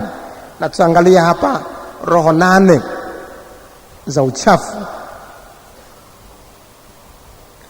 Kwanza, roho zidanganyazo. Timotheo wa kwanza sura ya 4 mstari wa kwanza. Timotheo wa kwanza sura ya 4 mstari wa kwanza. Timotheo wa kwanza sura ya 4 mstari wa kwanza. Basi Roho anena waziwazi ya kwamba nyakati za mwisho wengine watajitenga na imani, wakisikiliza roho zidanganyazo. Roho zidanganyazo. Roho zidanganyazo hujulikana vile vile kama pepo wa uongo. Pepo wa uongo. Mambo ya Nyakati wa pili sura ya 18 mstari wa 19 mpaka mstari wa 22. Mambo ya Nyakati wa pili 18 mstari wa 19 mpaka 22. Bwana akasema, ni nani atakayemdanganya Ahabu mfalme wa Israeli ili akwe Ramoth Gilead akaanguke. Basi huyu akasema hivi na huyu hivi. Akatoka pepo, akasimama mbele za Bwana, akasema mimi nitamdanganya. Huyo ni pepo. Bwana akamwambia jinsi gani? Akasema nitaondoka na kuwa pepo wa uongo vinywani vya manabii wake wote. Akasema utamdanganya na kudiriki pia, ondoka ukafanya hivyo. Basi sasa angalia, Bwana ametia pepo wa uongo vinywani mwa manabii wako hawa, naye Bwana amenena mabaya juu yako. Watu hawa hawakutaka kusikia kweli, kwa sababu hiyo Bwana akawaachia pepo wa uongo wafanye kazi ndani mwao. Wanataka kusikia uongo. Na hizi ni roho zidanganyazo, pepo wa uongo. Hatuna budi kukumbuka kwamba shetani anaitwa baba wa nini? Anaitwa baba wa nini? Baba wa uongo. Baba wa uongo. 44 Yohana sura 8, samahani. Yohana sura 8 mstari wa 44. Biblia inasema mwishoni hapa kwamba shetani hajasimama katika kweli, kwa kuwa hamna hiyo kweli ndani yake. Asimama uongo, usema leo yake mwenyewe, kwa sababu yeye ni mwongo na baba wa huo. Shetani, tukitaka kuwa tunapata habari kutoka kwake, tutapotea vibaya sana, kwa sababu hamna kweli ndani yake. Kwa hiyo hata tunapokuwa tunakemea pepo, tusijizoeze kutafuta habari kwa shetani. Mmetoka wapi? Pepo, mmetoka wapi? Tuambieni. Mmetumwa na nani? Mama yake mdogo. Mama yake mdogo ndio ametutuma. Ile anayekaa pale karibu na bomba. Mama yake mdogo ndiye amewatuma. Ukienda tuchukua taarifa hizo, utakuwa unachukua uongo. Na unaweza kuwachonganisha watu, unaweza kuwafanya watu waonekane wachawi, watu ambao sio hata wachawi. Ukafanya watu wakosane na watu zaidi. Mtu yule anainuka na pepo anasema, tayari pepo wenyewe amesema mama yako mdogo ndio anakuchawia. Tayari kuanzia hapo amemchukia mama yake mdogo tayari, wakati mwingine mama yule mdogo wala hana chochote kabisa cha hilo. Lazima tukumbuke hawa ni pepo wa uongo, ni roho zidanganyazo. Na utashangaa kwa sababu ni roho zidanganyazo, ni roho uongo wa shetani anapatimia roho zidanganyazo una nguvu sana kuliko uongo wa mwanadamu yeyote. Shetani ni baba wa huo, ni mzazi wa huo. Uongo wake unaweza kupenya kwa kudanganya maaskofu. Hata ukashangaa nao wako tu nao naamini uongo, hata wanawaambia washirika wao. Na mfano ya kazi za roho zidanganyazo ndio hizo. Kakobe, yule tunamfahamu. Yule mchawi. Nimekwenda naye nimeenda naye mpaka baharini, nimesafiri naye mpaka kuzimu, tukarudi naye. Sijui Kakobe. Sasa kama mtu hajui roho zidanganyazo, hata utashangaa anachukua tu, anapokea, anadanganywa tu, anachukuliwa tu. Watumishi wa Mungu mbalimbali wazito wanakwenda tu, wanaamini tu. Kakobe akisimama madhabahuni pale, akinyosha na mea, ananyosha mguu wa mtu, akinyosha mguu wa mtu tu, wote wanaitikia tu amen. Na watu wamekaa wanapokea habari. Hizi ni roho zidanganyazo. Na unaweza kukuta kijiji kizima, mji mzima, nchi nzima inaamini na kuchukuliwa na kuamini uongo. Hizi ni kazi za roho zidanganyazo. Na usiende huko, ukienda tu kule mara moja roho itakuvaa. Usiangalia hata video za Kakobe, roho itakuvaa. Ukisikiliza kaseti zake tu mara moja, roho inakuvaa.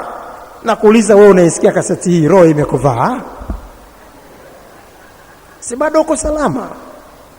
Lakini hizi ni kazi za roho zidanganyazo.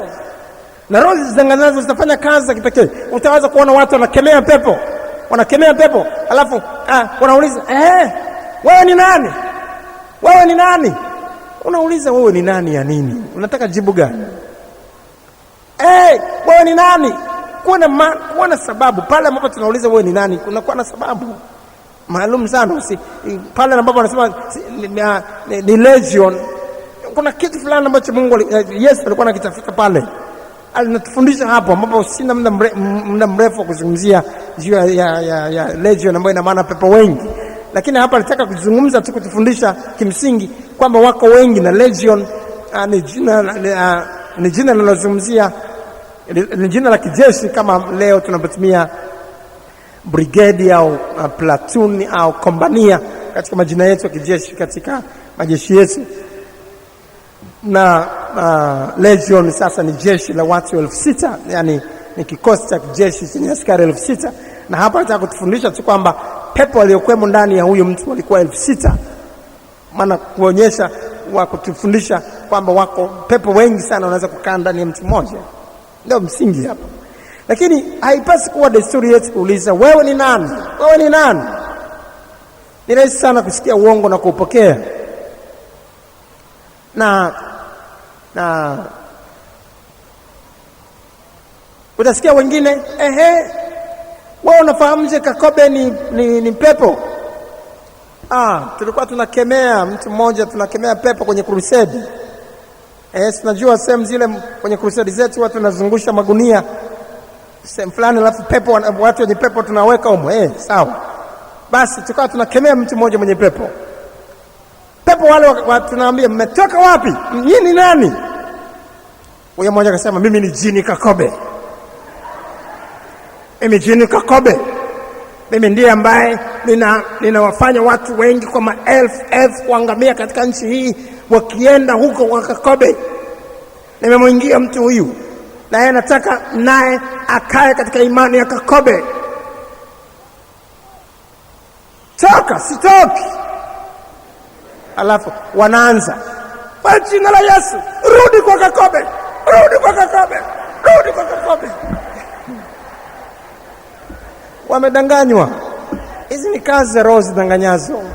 Mtu yeyote ambaye ni ajenti wa shetani kamwe hawezi kuhubiri watu utakatifu. Biblia inasema shetani atakuwa anaifitini nafsi yake.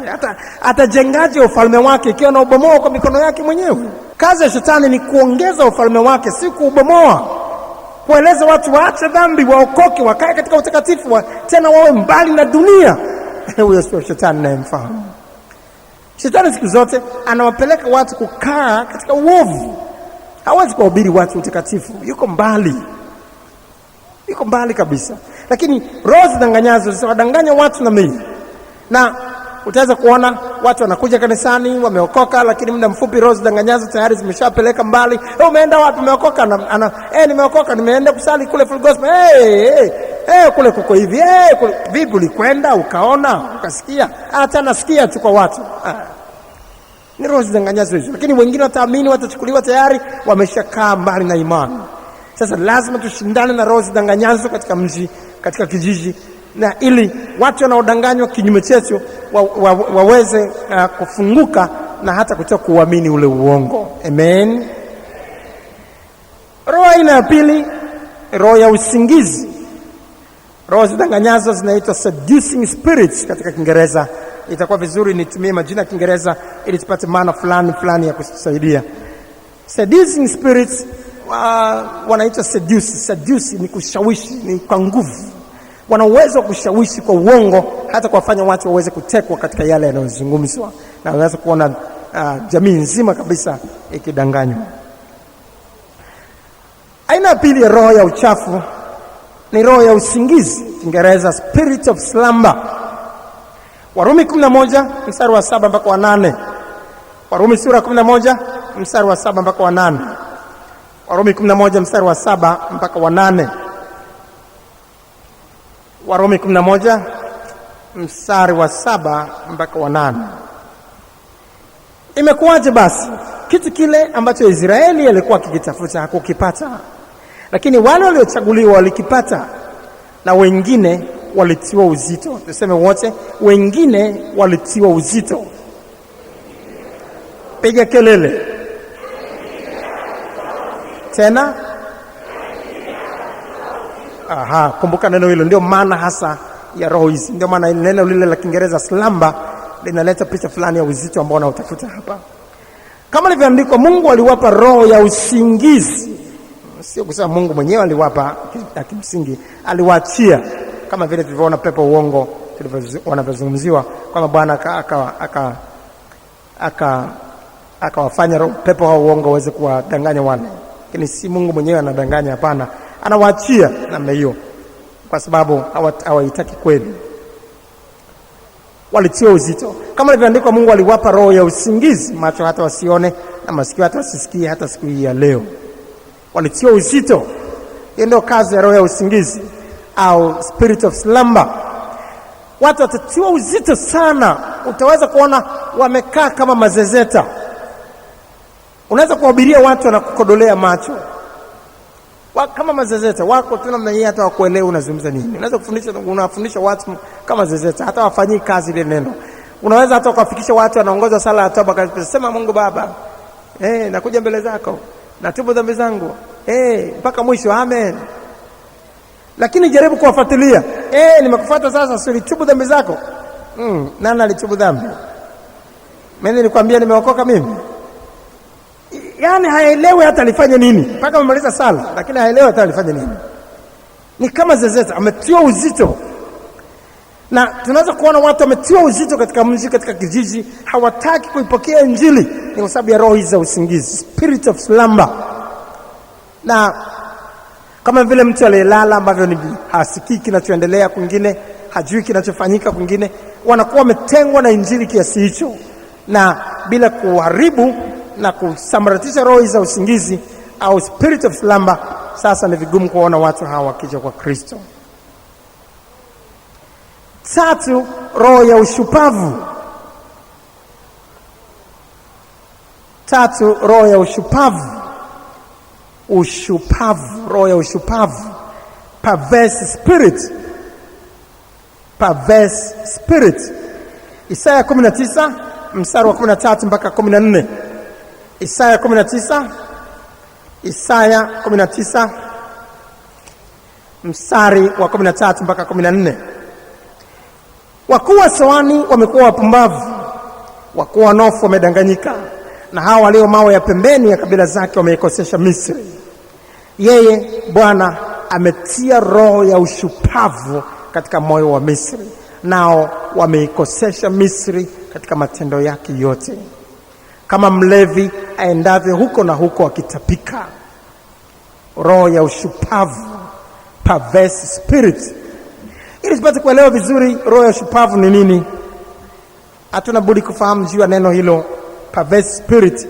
Neno perverse la Kiingereza itatupa picha nzuri fulani, itatupa maana nzuri zaidi. Neno perverse linatokana na neno pervert, ambalo maana moja ya neno pervert ni katika Kiingereza to influence someone in a harmful way.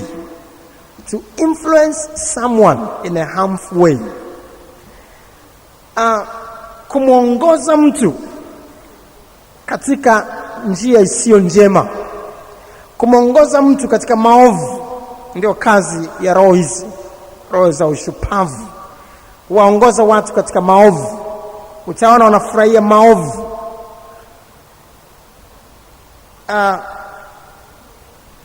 Maovu yanashangiliwa zaidi. Sasa utaweza kuona watu katika kijiji kizima wanaongozwa tu katika ngoma, wanaongozwa katika dansi, wanaongozwa tu katika mpira. Kwenye mpira watu wote wako huko. Ni mpira kila mahali. Watu wanaongozwa katika mpira ni kila mahali. Mpira ligi, nani ameshinda leo? Hizo ni perverse spirits. Ni kazi ya perverse spirit kufanya kazi hiyo. Watu wote waongozwa tu katika mambo ambayo yako kinyume, yako mbali na neno. Hawa watatilia uzito sana. Ni mdundiko unapita, angalia perverse spirit inayofanya kazi. Ngoma ya mdundiko haina watu wengi wapiga ngoma. Wanaweza kuwa watu 2, 3 tu 4 wako kwenye ndio wanapiga ngoma. Wakipita mtaani, wengine wanaacha hata majiko huko, wanapika maharage yanaungua, wako nao mdundiko wako, mpaka wanachukuliwa mbali kabisa na vitoto vinaenda. Perverse spirits. Hizo ni kazi hizo za roho za ushupavu hizi, ambazo zinaongoza watu katika njia ambayo sio, na watu watafuata wanaenda. Na kutakuwa na vijiji au miji ambayo inachukuliwa sana na ngoma.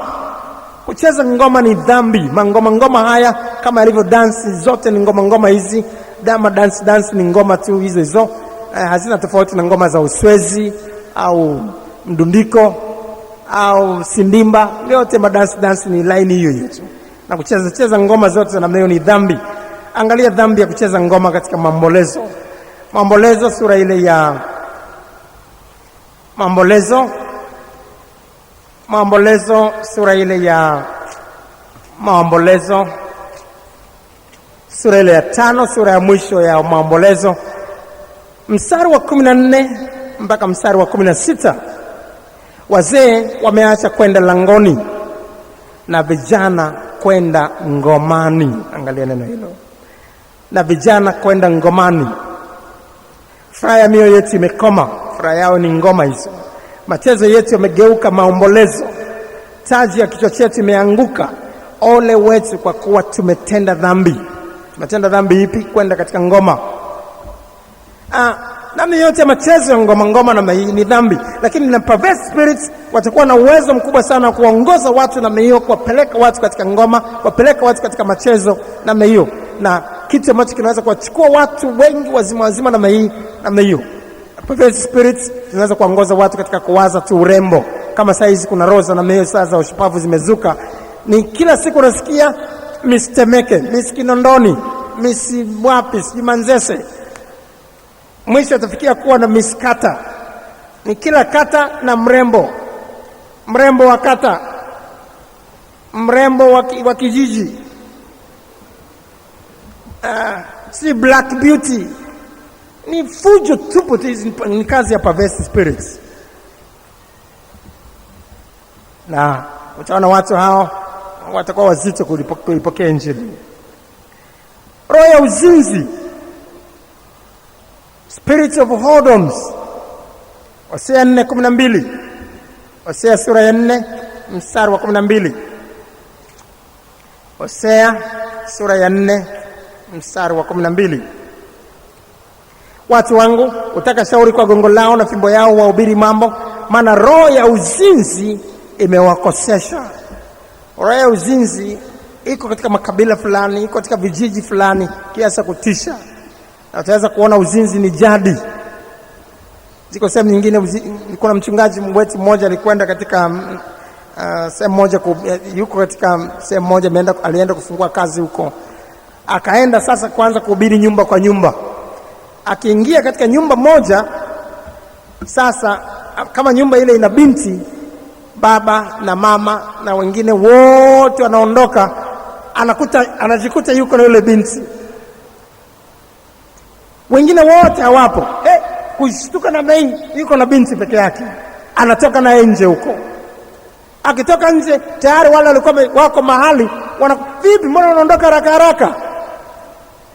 Wanamwambia binti yao, vipi mbona huyu umemwacha haraka? Basi msindikize, haidhuru. Akaogopa sana. Ni roho ya uzinzi imefunika kijiji, imefunika mji kwa namna ya kutisha. Sasa mahali ambapo roho ya uzinzi inatenda kazi namna hiyo, utaweza kuona watu ni wazinzi sana, na watakuwa mbali sana kuweza kuja kwa Kristo.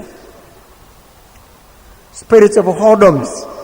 Sehemu nyingine za Bukoba huko, wanafunzi wanapokwenda shule, visichana vidogo, shule za msingi, vinakimbia mbio, wakati kurudi mbio, kwa sababu wako akina kaka wengine wanajificha kwenye nyasi, wanajificha kwenye vichaka ili kutafuta kubaka. Na hata sehemu nyingine huko utaweza kuona msichana anakwenda kuchota maji, tayari anachukuliwa mateka. Wanamchukua mzima, mzega, wanamtupa kwenye pickup moja, wanampeleka mzima mahali, na halafu reporters wanazipeleka kwa wazazi wake baadaye. Sehemu nyingine huko Usukumani utasikia chagulaga mayo, wanapita na ni roho ya uzinzi natenda kazi. Mahali popote pana meza, sasa lazima kushindana na roho hizo zote ambazo zitawashika watu katika mji ili waweze kuja kwa Kristo. Kwa msingi huo kunaweza kuwa na roho ya ulevi, kunaweza kuwa na roho mbalimbali za namna hiyo za dhambi. Roho ya woga, Timotheo 2:1-7, Mungu akutupa roho ya woga. Watakuwepo watu wengine wanaogopa tu. Wanaogopa tu kuja katika kanisa ambalo linahubiri kweli. Woga. Unakwenda kuwafuatilia, wanaogopa tu. Nitakuja lakini namuogopa baba. Nitakuja lakini namuogopa mume wangu. Ni woga. Ni roho ya woga. Nao ni ya kushughulikia. 6. Roho ya upotevu. Roho ya woga ni spirit of fear. Roho ya upotevu, roho ya woga ni Timotheo wa pili sura ya 1 mstari wa 7 na 6. Roho ya upotevu, waraka wa 1 Yohana 4:6. Roho ya upotevu, spirit of error, waraka wa 1 Yohana sura ya 4 mstari wa 6. Waraka wa 1 Yohana 4 mstari wa 6. Sisi tutokana na Mungu. Yeye amjuaye Mungu atusikia, yeye asiyetokana na Mungu atusikii. Katika hili tumjua roho wa kweli na roho ya upotevu, spirit of error. Spirit of error. Watu hao wataweza kuona roho hizi zitaweza kuwafanya watu wasiweze kukaa katika kweli, lakini wanapenda kukaa katika mafundisho ambayo si ya kweli, mafundisho ambayo si ya utakatifu. Wanataka kuokoka, wanapenda uokovu, lakini wanataka kukaa katika mafundisho ya error, mafundisho ya makosa, mafundisho ambayo si sahihi, kama na hawataki kuwekwa katika njia sahihi kama Apollo alifundishwa na Priska na Akila na kutiwa katika njia na kueleza njia ya Bwana kwa usahihi zaidi, lakini watu watakuwa hataki, wanataka kukaa tu mahali wameokoka, lakini mahali tu ambapo wanachanganya tu masomo, hawataki mafundisho ya kweli. Lakini na utaweza kuona spirit hizi au roho hizi, unaweza kusikia mume anasema umeokoka, unataka kwenda wapi? Full gospel? Hapana. Sehemu fulani, kama ni kanisa fulani sawa, lakini huku full gospel hapana. Ni spirit of error ambao watataka wana kazi yao, hata kama mtu ameokoka, ameshindwa, ameokoka, bado watataka kumfanya huyo aweze kuwa mbali na kweli. Na kanisa lote linahubiri utakatifu, roho hizo watakuwa hataki watu waende hapo. 7. Roho ya utumwa, spirit of bondage. Roho ya utumwa, spirit of bondage. Warumi 8 mstari wa 15. Warumi sura 8 mstari wa 15. Warumi 8:15.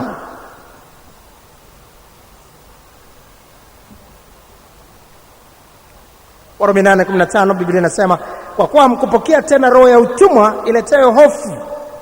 Roho ya utumwa, spirit of bondage. Roho za utumwa zinaweka watu katika vifungo. Anaweza kutamani kufanya kitu lakini amefungwa, hawezi. Roho hizi zinatenda kazi sana sehemu zile za Tanga na sehemu nyingine unaweza kuziona.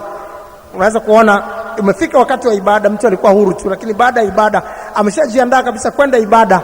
Na utaweza kuona kanisani kwetu kule Tanga watu wengi wanakuepo, ameshajiandaa kwenda ibada, lakini utaona ameshikiliwa mahali. Anataka kutoka, kuna kitu kinamzuia asitoke kabisa. Anataka kutoka, kuna kitu kimemzuia asitoke kabisa. Na wakati wa ibada ukiisha kule, basi ameshafunguka. Na ukiwauliza, mbona tukukona kwenye ibada? Yaani kuna kitu kilinifunga. Ni kama nimefungwa kamba kabisa miguuni, nitaka kutoka, nishajiandaa kabisa, ni kama nimefungwa kamba na kuna sauti zinaniambia kabisa usiende. Na amejaa woga kwamba akija anaweza kupata matatizo. Hizo ni spirit of bondage, ni roho za utumwa. Zinawafunga watu. Anaweza kujiandaa vizuri, anaweza kukuahidi vizuri kabisa, nitakuja pamoja nao, namfuatilia, lakini kuna kitu kinamzuia, kuna mfunga kabisa. Halafu baadaye anajuta, anasikitika kwa nini hakuja kabisa katika ibada. Ni roho ya utumwa, spirit of bondage. Inambond, inamfunga na hiyo anajikuta anasikitika baadaye, lakini ule muda wa ibada umeshakwisha. Na roho ya 8 na ya mwisho ambayo tunaangalia hapa ni roho ya mpinga Kristo, spirit of antichrist. Spirit of antichrist. Ni roho hizi 8 ambazo tunaziangalia, na 9 ni pamoja na ile pepo uongo ambayo hasa ni pamoja na huyo ambao wanaendana pamoja na hizo roho zinanganyazo, wanatenda kazi pamoja, ni wote ni wamoja. Na roho nyingine tumetaja za ulevi, zinaweza kwenda nyingi tu. Za ulevi, unaweza kuwaza roho kadhaa zinazoweza kuwapeleka watu katika kuwachukua wazima katika dhambi. Waraka wa 1 Yohana 4:3 tunaona juu ya spirit of antichrist au roho ya mpinga Kristo. Roho ya mpinga Kristo, waraka wa 1 Yohana sura ile ya 4 mstari wa 3. na kila roho isiyomkiri Yesu itokane na Mungu, na hii ndiyo roho ya mpinga Kristo ambayo amesikia kwamba yaja na sasa imekwisha kuwako duniani. Roho ya mpinga Kristo wakati wote itakuwa inakataa chochote kile Yesu mwana wa Mungu, Yesu anaokoa, haitaki kabisa. Watu wanavutwa na kupelekwa mbali na hiyo roho ya mpinga Kristo. Vile vile itakuwa inashindana na kila kweli ya neno la Mungu, itakuwa inashindana na kila kweli ya Yesu kama Mwokozi anayeokoa. Roho hizo zote tunapokuwa zishughulika na kusambaratisha na kuangalia ipi inayotenda kazi na kuzivuruga na kuzitupa nje katika imani na kuwa mbali na kila namna ya uoga na kuwa tayari hata kukabiliana na mashambulizi, tutaweza kuona miji mizima ikija na ahadi ya Bwana aliyosema katika Zaburi 2:8, uniombe nami nitakupa mataifa kwa urithi. Hata misho ya dunia tutaona kweli wakija kwa Yesu. Kwa nini Bwana amekupendelea kukufundisha kiasi hiki? Tunahitaji kuja mbele za Bwana na kumwambia Bwana asante. Simama juu sasa.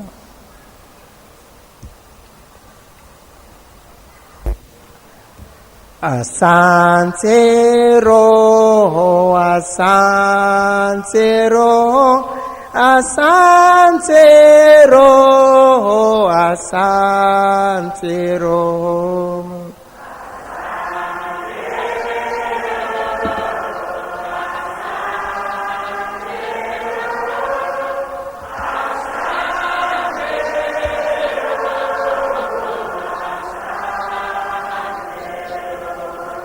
Asante Yesu, asante Yesu, asante Yesu, asante Yesu.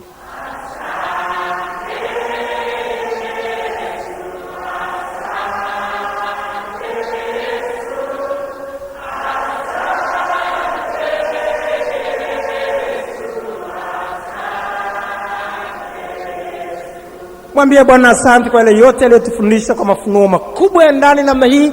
Anahitaji tupate kuona miji na vijiji na dunia ikija kwa Kristo nyakati za mwisho. Mwambie Bwana tupe kuyatendea kazi haya. Paza sauti yako.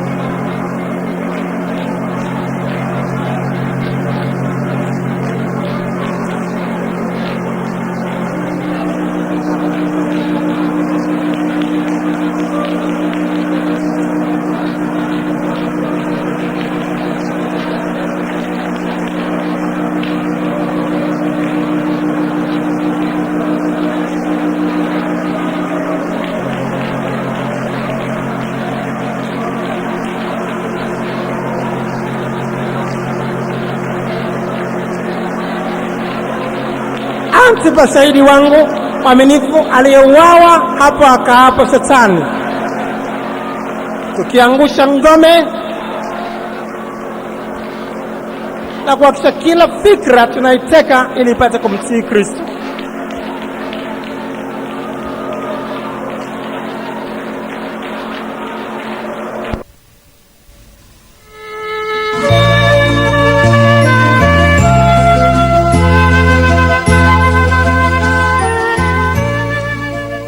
Tunatumaini umebarikiwa na mafundisho haya. Biblia inasema katika Yakobo sura ya 1 mstari wa 22, lakini iweni watendaji wa neno wala si wasikiaji tu, hali mkijidanganya nafsi zenu. Isikilize kaseti hii tena na tena na kuwapa wengine pia. Mungu akubariki.